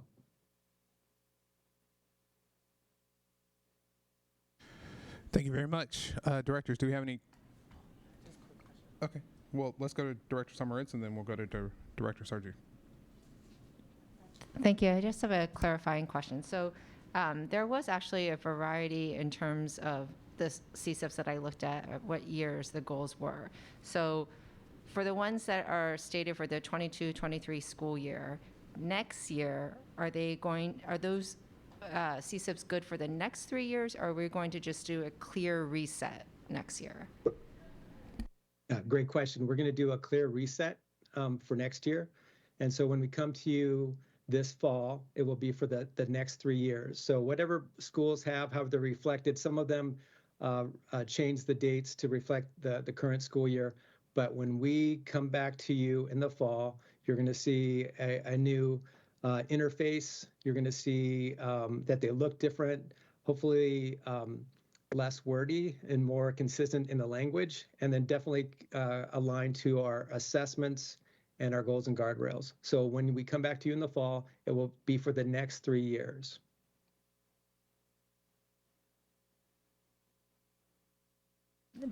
Before you bring the CSIPs back to the board in the fall, will there be opportunity for board directors to see some draft versions to provide some initial feedback? I think my concern here is that some of my comments and the questions, I want to have assurance that they will be resolved before we see them and need to vote on them in the fall.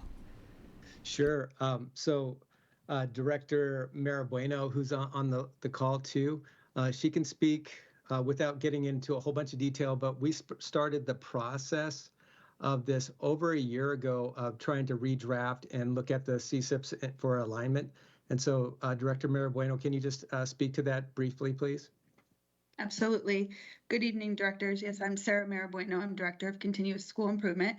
And so we actually just early February began to launch with school leaders the CSIP planning tools, we're calling it, going forward.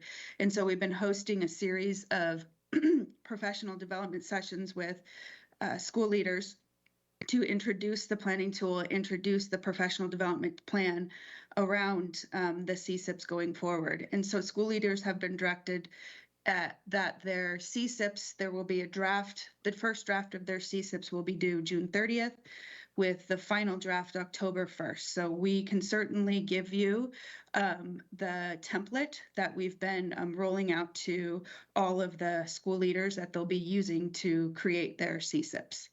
So we can provide that template and any other information that would be helpful or useful before next October.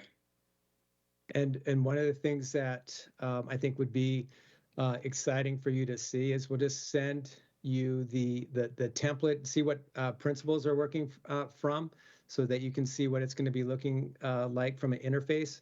If you have some feedback or questions you'd like to give us, we're more than welcome because we're still in the iteration stage and trying to improve what they look like. And so we can send that to all board members. We'd love you to see it. We're very proud of how it looks and how it could be impacting our system. Thank you, Director Marabueno, for some clarification around the timing. So the first draft will be in June, and then the final approval is October. But I'm wondering if how the involvement of the BLT teams will interplay, and potentially the membership of the BLT could transition between June and September. I'm just kind of wondering if you have worked out that part of the process. Yeah, so we we actually launched the planning tool in the professional development earlier than we ever have to, for example, align it with the budget season.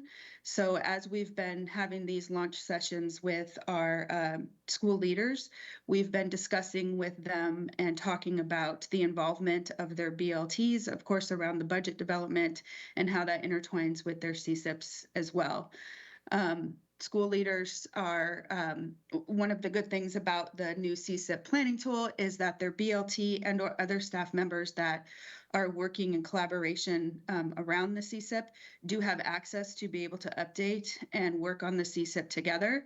And so school leaders have been given direction on how they can include their different BLT members into the documents to be able to update it.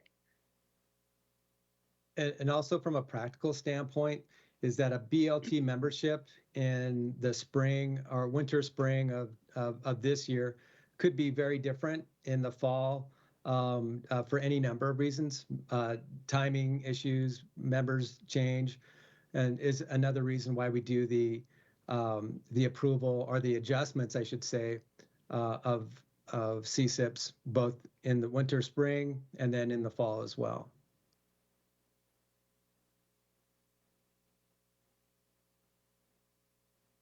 For the purposes of people who don't understand all the different acronyms that we use and rarely ever define, can you please break down what a CSIP is?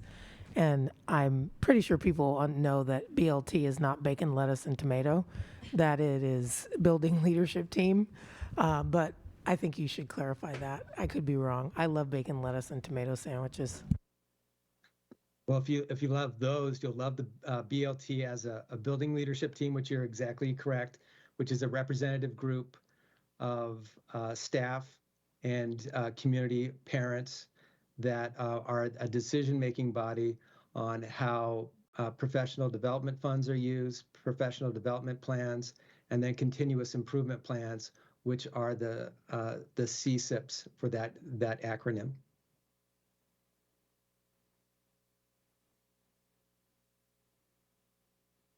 The S, school is the S school. Continuous school improvement plans. C as in sip, like a sip of water. Got it. Yes, it's continuous school improvement plans and then building. Thank you. This is Vice President Rankin speaking. My question is about the 3 years versus the 1 year. So I'm just stating for my own clarification, and can somebody tell me if I have this right or wrong? The WAC, the state law, requires that school boards basically affirm Washington Administrative Code. Thank you. That school boards affirm annually that all schools within their district have a continuous improvement plan that is data-driven and includes a continuous improvement process and promotes a positive impact, et cetera, et cetera. So we're not asked to approve what's in them. We're asked to approve that they exist by state law. So that will still happen annually, even though for SPS, you're doing them on a 3-year cycle. Yes, and so effectively, we'll still be coming to you every fall to make sure that we're doing this process. So you won't hear us in the fall and then not see us, hear from us again around CSIPs for another 3 years. We'll still be coming back annually every fall for your approval. Okay, great. And then, So just one more thing. Just similarly, as we have our goals and our guardrails, and we had the meeting, I just want to make an analogy for the community, right? So we have our goals, and we're not shifting our goals drastic. We're still working towards those goals. We're still working for improvement. So those CSIP goals should be in the same vein. So they'll be looking at data. If the principals annually look at their data, they look at their progress towards their goals, and then they make adjustments to those goals based on the data that they have. They may look at one strategy or two and make a shift, but the goal is similar to the goals that we have established, and so they're long-term goals similarly, and then every year they need to make those adjustments annually based on the data and the progress that they've made towards those goals. So Great. that's the Yeah, process. I think that's great. And because in my memory, CSIPs at some time were, well, you could look at some schools and some schools still had the template form. I mean, this is years, had the template form, and then others you were like, well, they're doing totally different things. So I think it's great that these are aligned to, that the goals of the building Right. should be aligned to the goals of the district for students. Yeah. And But my and for the question really public, was about there's the 3 years versus 1. Yeah, and the critical piece about the building leadership team, which is really critical, is there should be involvement from the teacher leaders on developing those school improvement plans and looking at their data. So that's part of the beauty of the building leadership team process, to be part of that annual review, looking at the data, looking at the strategies. I'll just share as geology, I remember one of the best days I ever had was having a 3-hour retreat with my school team, when we actually just looked at the data and really talked about shifting some strategies. And it just felt like a great day because we were all in this really synergy place. And I think that is the beauty of having that BLT part of the school improvement process planning. Great, thank you. Also the connection for oversight purposes is you should be rest assured that the CSIPs at each school level are rolling up to the goals and guardrails, which in a matter of days, I will reveal a dashboard for your public-facing dashboard so we can track our progress to that. And so all the things that Dr. Starosky and Director Sarah Marabueno are talking about will roll up to this public-facing dashboard, and that'll happen within the next. I'll give us a little bit of time within the next 2 weeks. Thank you.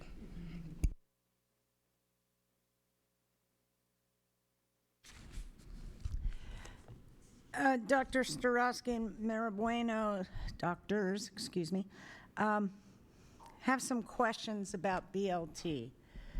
Have we updated the BLT manual in the last 5 years? And what part do the parents on the BLT play? Is it box checking? Is it performative?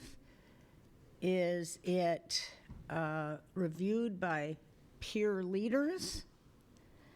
Is it reviewed by your directors of schools? As Dr. Starosky very well knows, as does Dr. Pedrosa, there have been times when the CSIPs have come to us and they have been woefully inadequate. And we've had board directors saying, well, we just have to say that we got them. We don't have to say that they're correct. And we have summoned people from home to answer questions from pesky people testifying as to the inadequacies in the past. So how thorough a process is this? And can we be assured there is not cutting and pasting just to roll them forward? Because frankly, it's kind of a heavy lift to do it right and time consuming. Yeah, Sarah, do you want to take that last part first about the cutting and pasting? Yeah, you can be rest assured there's not going to be cut and pasting. Just to give you just a little highlight, in terms of discussing the 3-year and 1 year, for example, that you can't necessarily cut and paste, where there's a big difference between our last round of CSIPs and this coming round of CSIPs, where schools will, well, this part is similar. Schools will continue to develop their, what we're calling their priority goal, their 3-year goal. So that's directly linked to the Seattle Excellence ESPA goals, the 3rd grade reading goal, the 7th grade math goal, and then the college and career readiness goal. But what we have done as well as we have 1-year goals. So we have interim goals to support the priority goals. So schools will be year by year also taking a look at their data analysis and their needs assessment around the 1-year goals as well. So that was a shift, whereas we didn't have that necessarily before in the last round. So that's one example of not necessarily being, you can't just cut and paste, because there's a definite process. We're trying to get more of a, the CSIPs being a needs assessment and a data analysis on a consistent basis. And the BLT questions, please. Yeah, well, so every year we do BLT trainings. Dr. Pedrosa used to be one of those folks who would work with BLTs. And so they have a yearly opportunity to bring BLTs to get training on what BLTs, the form and functions of them. Some BLTs are higher functioning, Director Harris, as you know, more than others. Some are more inclusive than others, but the expectation is that all BLTs, which include family representation, sign off on those CSIPs, designating and authenticating that they have been included, that they're aware of what's in those CSIPs, they understand what's going on there, and that it's been an inclusive process with the opportunity for parents to have input. And so one of the things that I think is definitely reflective in this current state is that there less variance about the quality, as you're referring to. But for the BLTs, they do have the opportunity to have trainings. The building leadership teams do have the training, and which with each iteration of a collective bargaining agreement, we have more responsibility as a system to provide that training to our schools, school leaders, and teachers and representative groups. So that's a yearly process, and it's dependent on the school opting into it. But all schools have the opportunity to have that additional BLT training. So my last follow-up question then is there some sort of ledger that talks about schools availing themselves to opportunity? Because there's a big difference between availing oneself to opportunity and having it required to be part of the building leadership team. Yeah.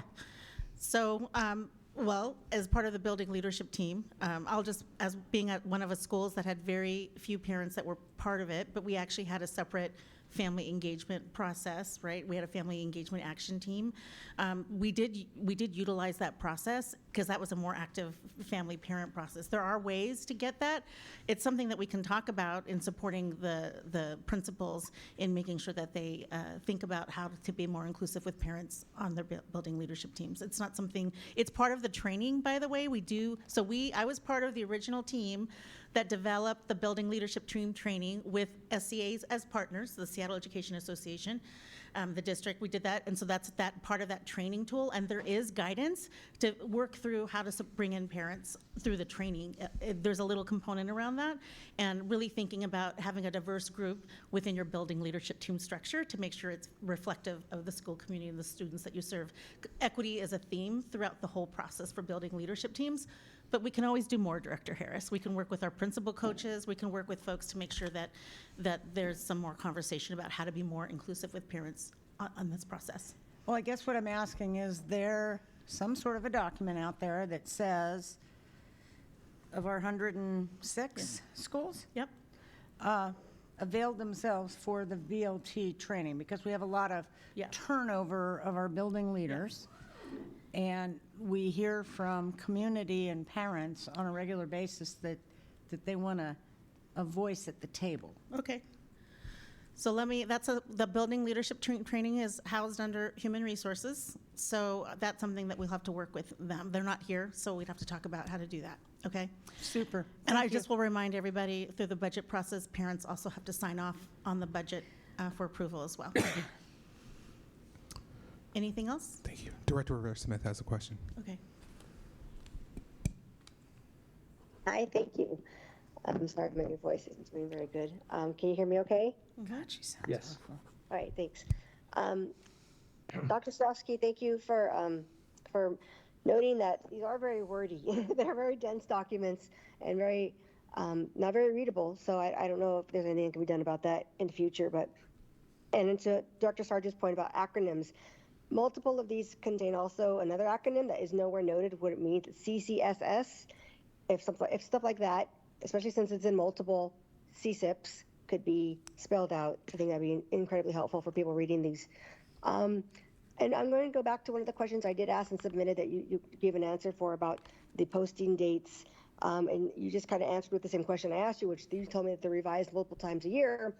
And so I really feel a desire that these need to have at least a posting date on them because, well, you can tell me, are they updated online every time they're revised, or is it sort of like an annual updating, like not updating, annual posting? Are we seeing? Is the public seeing each revision, and how do they know that? Because there's no dates on them.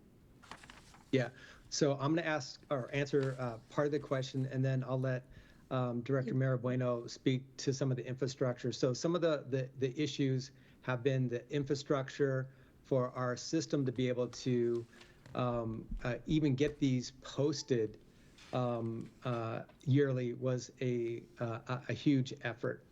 And then let alone how they get updated within our infrastructure. So what we moved towards and what we're moving towards, Director Rivera-Smith, is that when CSIPs are updated at any time, you'll be able to see it.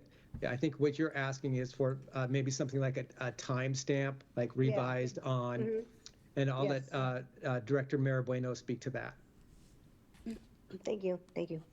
Yeah, so as far as the schools consistently updating their CSIPs, we can certainly implement a time-stamped piece to that as schools are going in and updating those.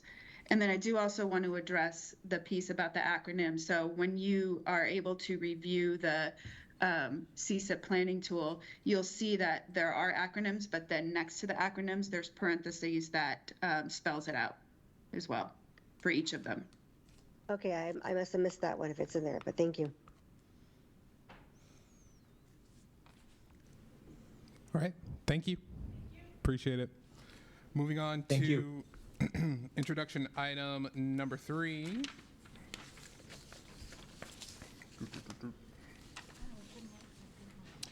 BTA 5, approval of the Buildings, Technology, and Academics Athletics BTA 5 Capital Levy Implementation Plan. Approval of this item would approve the Buildings, Technology, and Academics Athletic BTA 5 Capital Levy Implementation Plan as attached to the board action report. Mr. Podesta and Mr. Best have approached the podium, so please take it away. Thank you, President Hersey. Fred Podesta, Interim Deputy Superintendent. I'm just going to say a few words about context for this action because this is a new process that the board hasn't seen before. And then I'll turn it over to my esteemed colleague, Richard Best, to actually introduce the substance of this. In 2020, the board took on some work to clarify its expectations around facility planning and capital planning, which resulted in the creation of a new policy and split those two subjects, facility planning and capital planning. And there was a new requirement that after a successful levy election, that staff bring to the board for approval an implementation plan for capital levy. And again, this is a new action. And I just really, for the public and for the board, just want to clarify, we do a lot of work on capital planning. We bring levies to the board that you approve, and then we send to the voters, and that's the what. That's the what are the projects we're going to do. This document is really the when and the how, and there's a lot of things to balance to build, particularly in a BTA levy, and again, acronyms, building, technology, academics, and athletics. It's a bit of a tortured acronym since we overload A, but be that as it may. So we operate our levies on a cash flow basis, so we think about how the levy funds are collected. We have to think about our capacity to manage in this type levy well over 100 projects. We need to think about school operations, when the timing for that can be. We need to think about the bid climate. We don't want to be competing against ourselves by having too many projects. So it is not a small task to lay this all out over a 6-year levy. We are very fortunate to have a great leadership in Executive Director Best and a very strong planning function in our capital group. And so this, again, is the first time we brought these kinds of plans forward for board approval. They've always existed. Again, this is complicated, and so the work has always been done. This is the first time the board has got to see one, and so I'll turn it over to Richard Best, and thank you for support of the levy and the ongoing support of our capital program. All right. Oh, is there more? Or are we ready for questions? Anybody got questions? Director Salmeritz, take it away. Thank you. One of my questions is, I think it's very helpful to have this in front of the board and for the public information.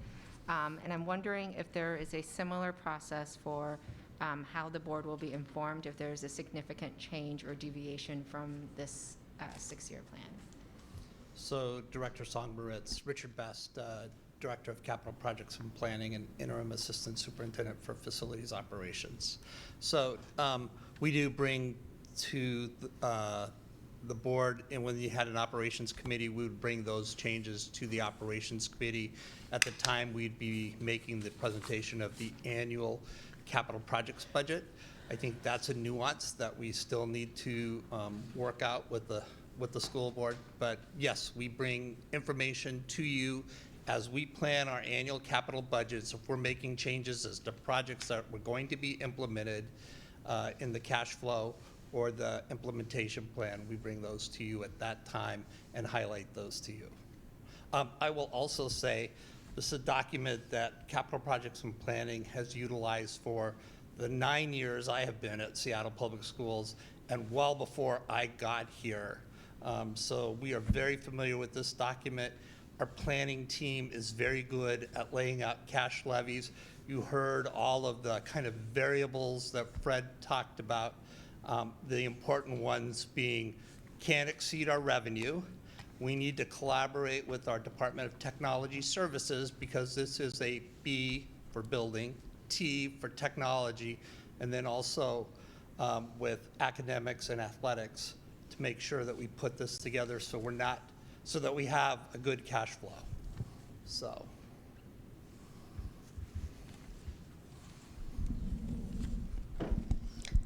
I was catching up on my 25 linear feet of paperwork the other day, and I came across a technology plan that was never passed by this board, and certainly superseded by a mile because of COVID, because we rolled out one-to-one computer devices, which was going to take 4 years, and we did it in 6 months, which I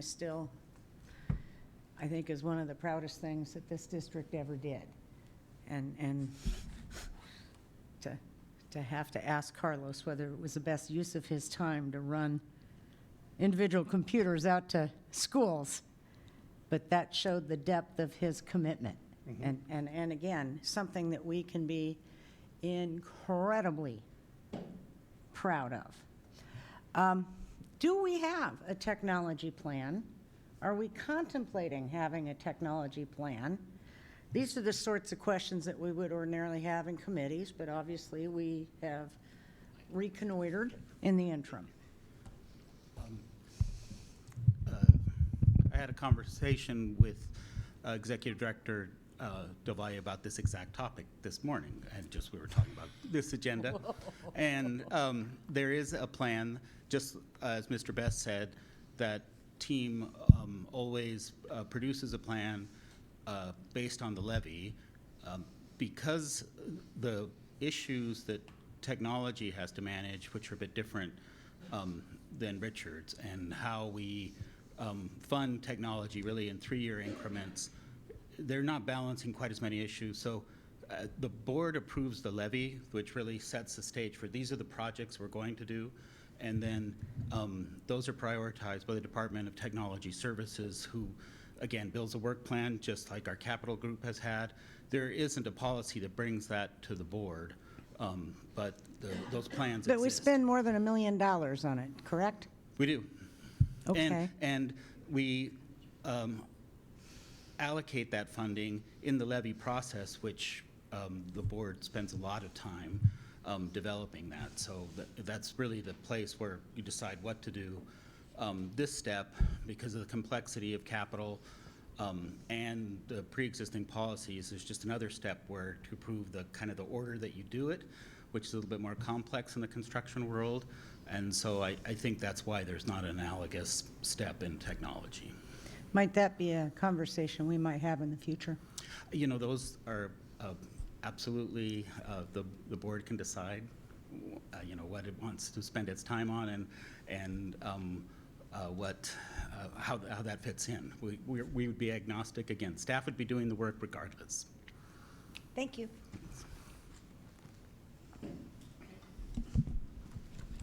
Both certainly appreciate it. Any additional questions at this time? All right, seeing none, thank you very much. Continuing on through my massive stack of papers. Time use evaluation. Yo, Director Hampson, you did it for us this month, right? Is that correct? Yes. Well, I did it for this month, and then I did a cumulative. Ooh, look at you. Hold on, let me get this. Take your time. Let me put in my 60-letter password.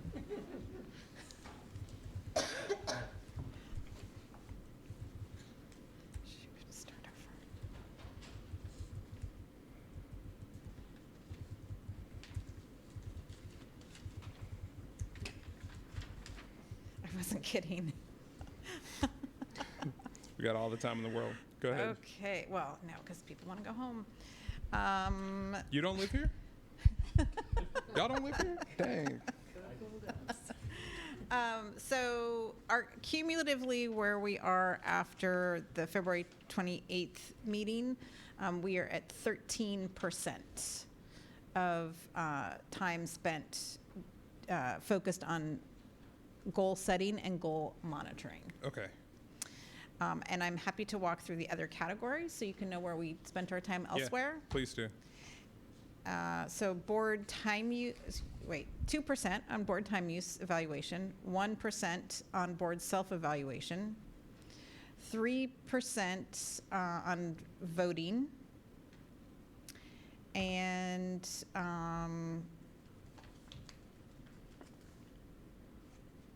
82% on other. Jesus. Okay. Well, we got to start somewhere.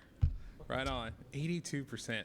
We're gonna have Well, to figure the out. work Other includes sessions- public testimony, Yeah. right? No, it does not include public testimony. I Oh, it don't- doesn't? No, Okay. you don't Okay. include Remember. public Yeah, you don't, testimony. Yeah, the work sessions kill us Yeah. because they're long and we let them go long. Yeah. I guess in looking back at it, I would comment that as much as I've appreciated the progress we've made Yeah. in our work sessions and our ability to ask the hard questions and connect the use of resources to the student outcomes that we intend to monitor. Yeah. It's still a great deal of time that we spend that we could probably prep for better Yeah. and write more of our statements down Mm-hmm. Mm-hmm. and come, doing our homework. I don't know how, I would love to hear from other directors if they feel more prepared as a result of us getting our questions in advance. Yeah. But yeah, so that's just something we can talk about that now. And then obviously, I think we had our first ad hoc committee meeting today, so that will also be included, I believe. Committee meetings are included. That's not going to be a positive, but when we start doing community engagement, at least that % will go up. Two-way Yeah. community engagement is how you get credit. So, yeah. I mean, that's helpful. I mean, I think the thing is just, again, knowing that there's not going to be an instance. Again, our goal is not 100%, it's 50, right? Yeah, to get to 50 To get to on 50. monitoring. Yeah. And we don't have all the interims yet, right? Right. So if you factor that in, that we don't have the interim goals and guardrails completed yet, that will. I wonder if it would also be helpful to understand, like, what out of a possible score of X%, how close did we get? I don't know if that's really possible or if it would be helpful. I think, like, also what's in my mind is just reiterating the fact that and I'm doing a poor job of this right now, but if we write our statements down and also just take super deep consideration in the fact that, like, by not wasting time in other ways, it pushes our percentage up, because there's not going to be a lot that we can do in terms of like budgeting work sessions and other things, right, that will like add us into that net positive percentage, but we can bring it down in terms of just time we spend in meetings that is not utilized, right? So I mean, I don't know, maybe we should set a goal for ourselves so we hit 13% this this month. Well, sorry, that was January and February That combined. was January and February Yeah, combined. that's the cumulative, yeah. Okay, cool. So 13% for January and February. March, does it make sense? Well, I'm trying to think of the cadence of that we also have a meeting. So like maybe it makes sense to do like the cumulative piece over the course of 2 months instead of a month. Is there an opinion there either way? For those of you I who are just set still it up to listening? run cumulative, and then each meeting is in Yeah. there separately, and then you could take it and slice it and dice Sure. it however you want. Okay. Let's set a goal for 15%. And just keep that in mind, and I'll remind us. And especially when we have our norm set Oh, up you were after our talking about next. for your goals. For 15% for March, is that what you're saying? Yeah. Oh, okay. Yeah. That's going to be hard with the retreat. I know. Okay. Yeah. It's a goal. Don't have to meet it, but it will help us be cognizant. And I think that a big part of that will also be when we have our board conduct discussion at the retreat will be super helpful. So with that being said, thank you. And yeah, I just kept thinking, since I was tracking it all this time, sorry, Yeah. Director Rankin, Okay. I kept thinking, oh my gosh, this is time we could be spending doing Yeah. two-way community engagement. Yeah. And that we need time for as we drone on Yeah. in our, is that the right word? In our meetings, you know, and listen to ourselves talk. Droning? I mean, I love the sound of my own voice. Go ahead. I mean, I'm speaking for myself, criticizing myself. So. Oh, I would posit that if we looked at a meeting from a year ago before we submitted questions ahead of time, I think, like, for me, submitting the questions ahead of time Yeah. does a lot to minimize time spent in meetings going into things that are, Yeah. you know, I mean, they're things that might be important, you know, that are important to know maybe before we make a decision on something. But Yep. it does help us keep our time here. Succinct. Yeah, and knowing that that work has already, you know, that we have to do our approvals of things and certain things, well, basically Mhm. everything in front of the public as a group. Yeah. But we do have our own work that we do in preparation. Yeah. And having those questions come ahead of time means that we do less of that work also here. Excuse me. Also, I was going to say, so I'm going to do the time use evaluation for today's meeting. Great. I will do it. I did not do it during the meeting. There's no way I would be able to do that. Sure. But I'll look back at the video.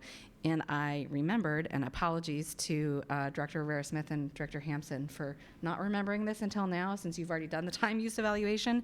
I found my guide from when I participated in the study Yeah. on how to code things, and it breaks it down into all the different topics and helps. I was thinking it was just part of a drop-down menu when I was actually submitting the information, but there's actually a whole sheet on how to code different things. And so I will send that to everybody so that we have that kind of consistent, because I'm sure there's some kind of Yeah. personal interpretation of things as we're coding, and as we do more of it, we're going to get better at it. But I also will send this out so that we all have the same. You know, there's times when you're like, is this this, or is it this? And Yeah. having this common definition is helpful. That's great. If we could get that also added to the SOFG page on the website in some capacity, I think it would be great to just have it there in some way where people could download it and look at it for themselves. And I invite those who might be following along at home to check us if we are not. Go ahead. For me, the submitting questions in advance is very helpful, but I would be interested to know what the feedback from the staff is. And I'm not going to put Yeah. Dr. Jones on the spot right now, but it would be helpful if he would check in with his staff and make Yeah. sure that that process is working for them too, and if they have feedback for directors. I'll just say my initial response in talking with staff about it is the first go around was very difficult, obviously, but then as we've been maturing collectively on the process, it's become a little more streamlined. And so I think we've been in a continuous improvement mode, and I think we've all been trying, board and staff, to have that process be a little more efficient. So I think it's working. That's bottom line. Yeah. Anecdotally, I have gotten feedback from community members that they appreciate having the questions Yeah. available on the website with the answers. So, Yeah. but I encourage us to do regular, periodic check-ins on that process. Yeah, and that's honestly what this time could be used for as well. And so just, if nobody is giving you a pat on the back for getting your questions in, this is your pat on the back. Y'all are doing a great job. Okay, with that being said, and no further business on the agenda, going once, going twice. What time is it? I don't have my watch. 6:47. Oh, Sorry, No there problem. is, on the informational items, I just wanted to note, Oh, yeah. because we don't have Finance Committee meetings, so we do have the monthly budget status report. Mhm. And I'm going to check in with staff about getting the aggregate contract, or we used to get a report for between 250 and 500,000 for Yep. contracts. So I'm going to check in with Superintendent Jones and see if we're still required to do that we get that added here as well. Yep. I also believe that questions submitted in advance of today's meeting by board directors and the staff responses received are posted earlier this week. So thank you for bringing that up. Okay, there being no further business to come before the board, the regular board meeting is now adjourned at 6:48, or is it still 6:47? 6:48 p.m. Thank you very much. See y'all next time.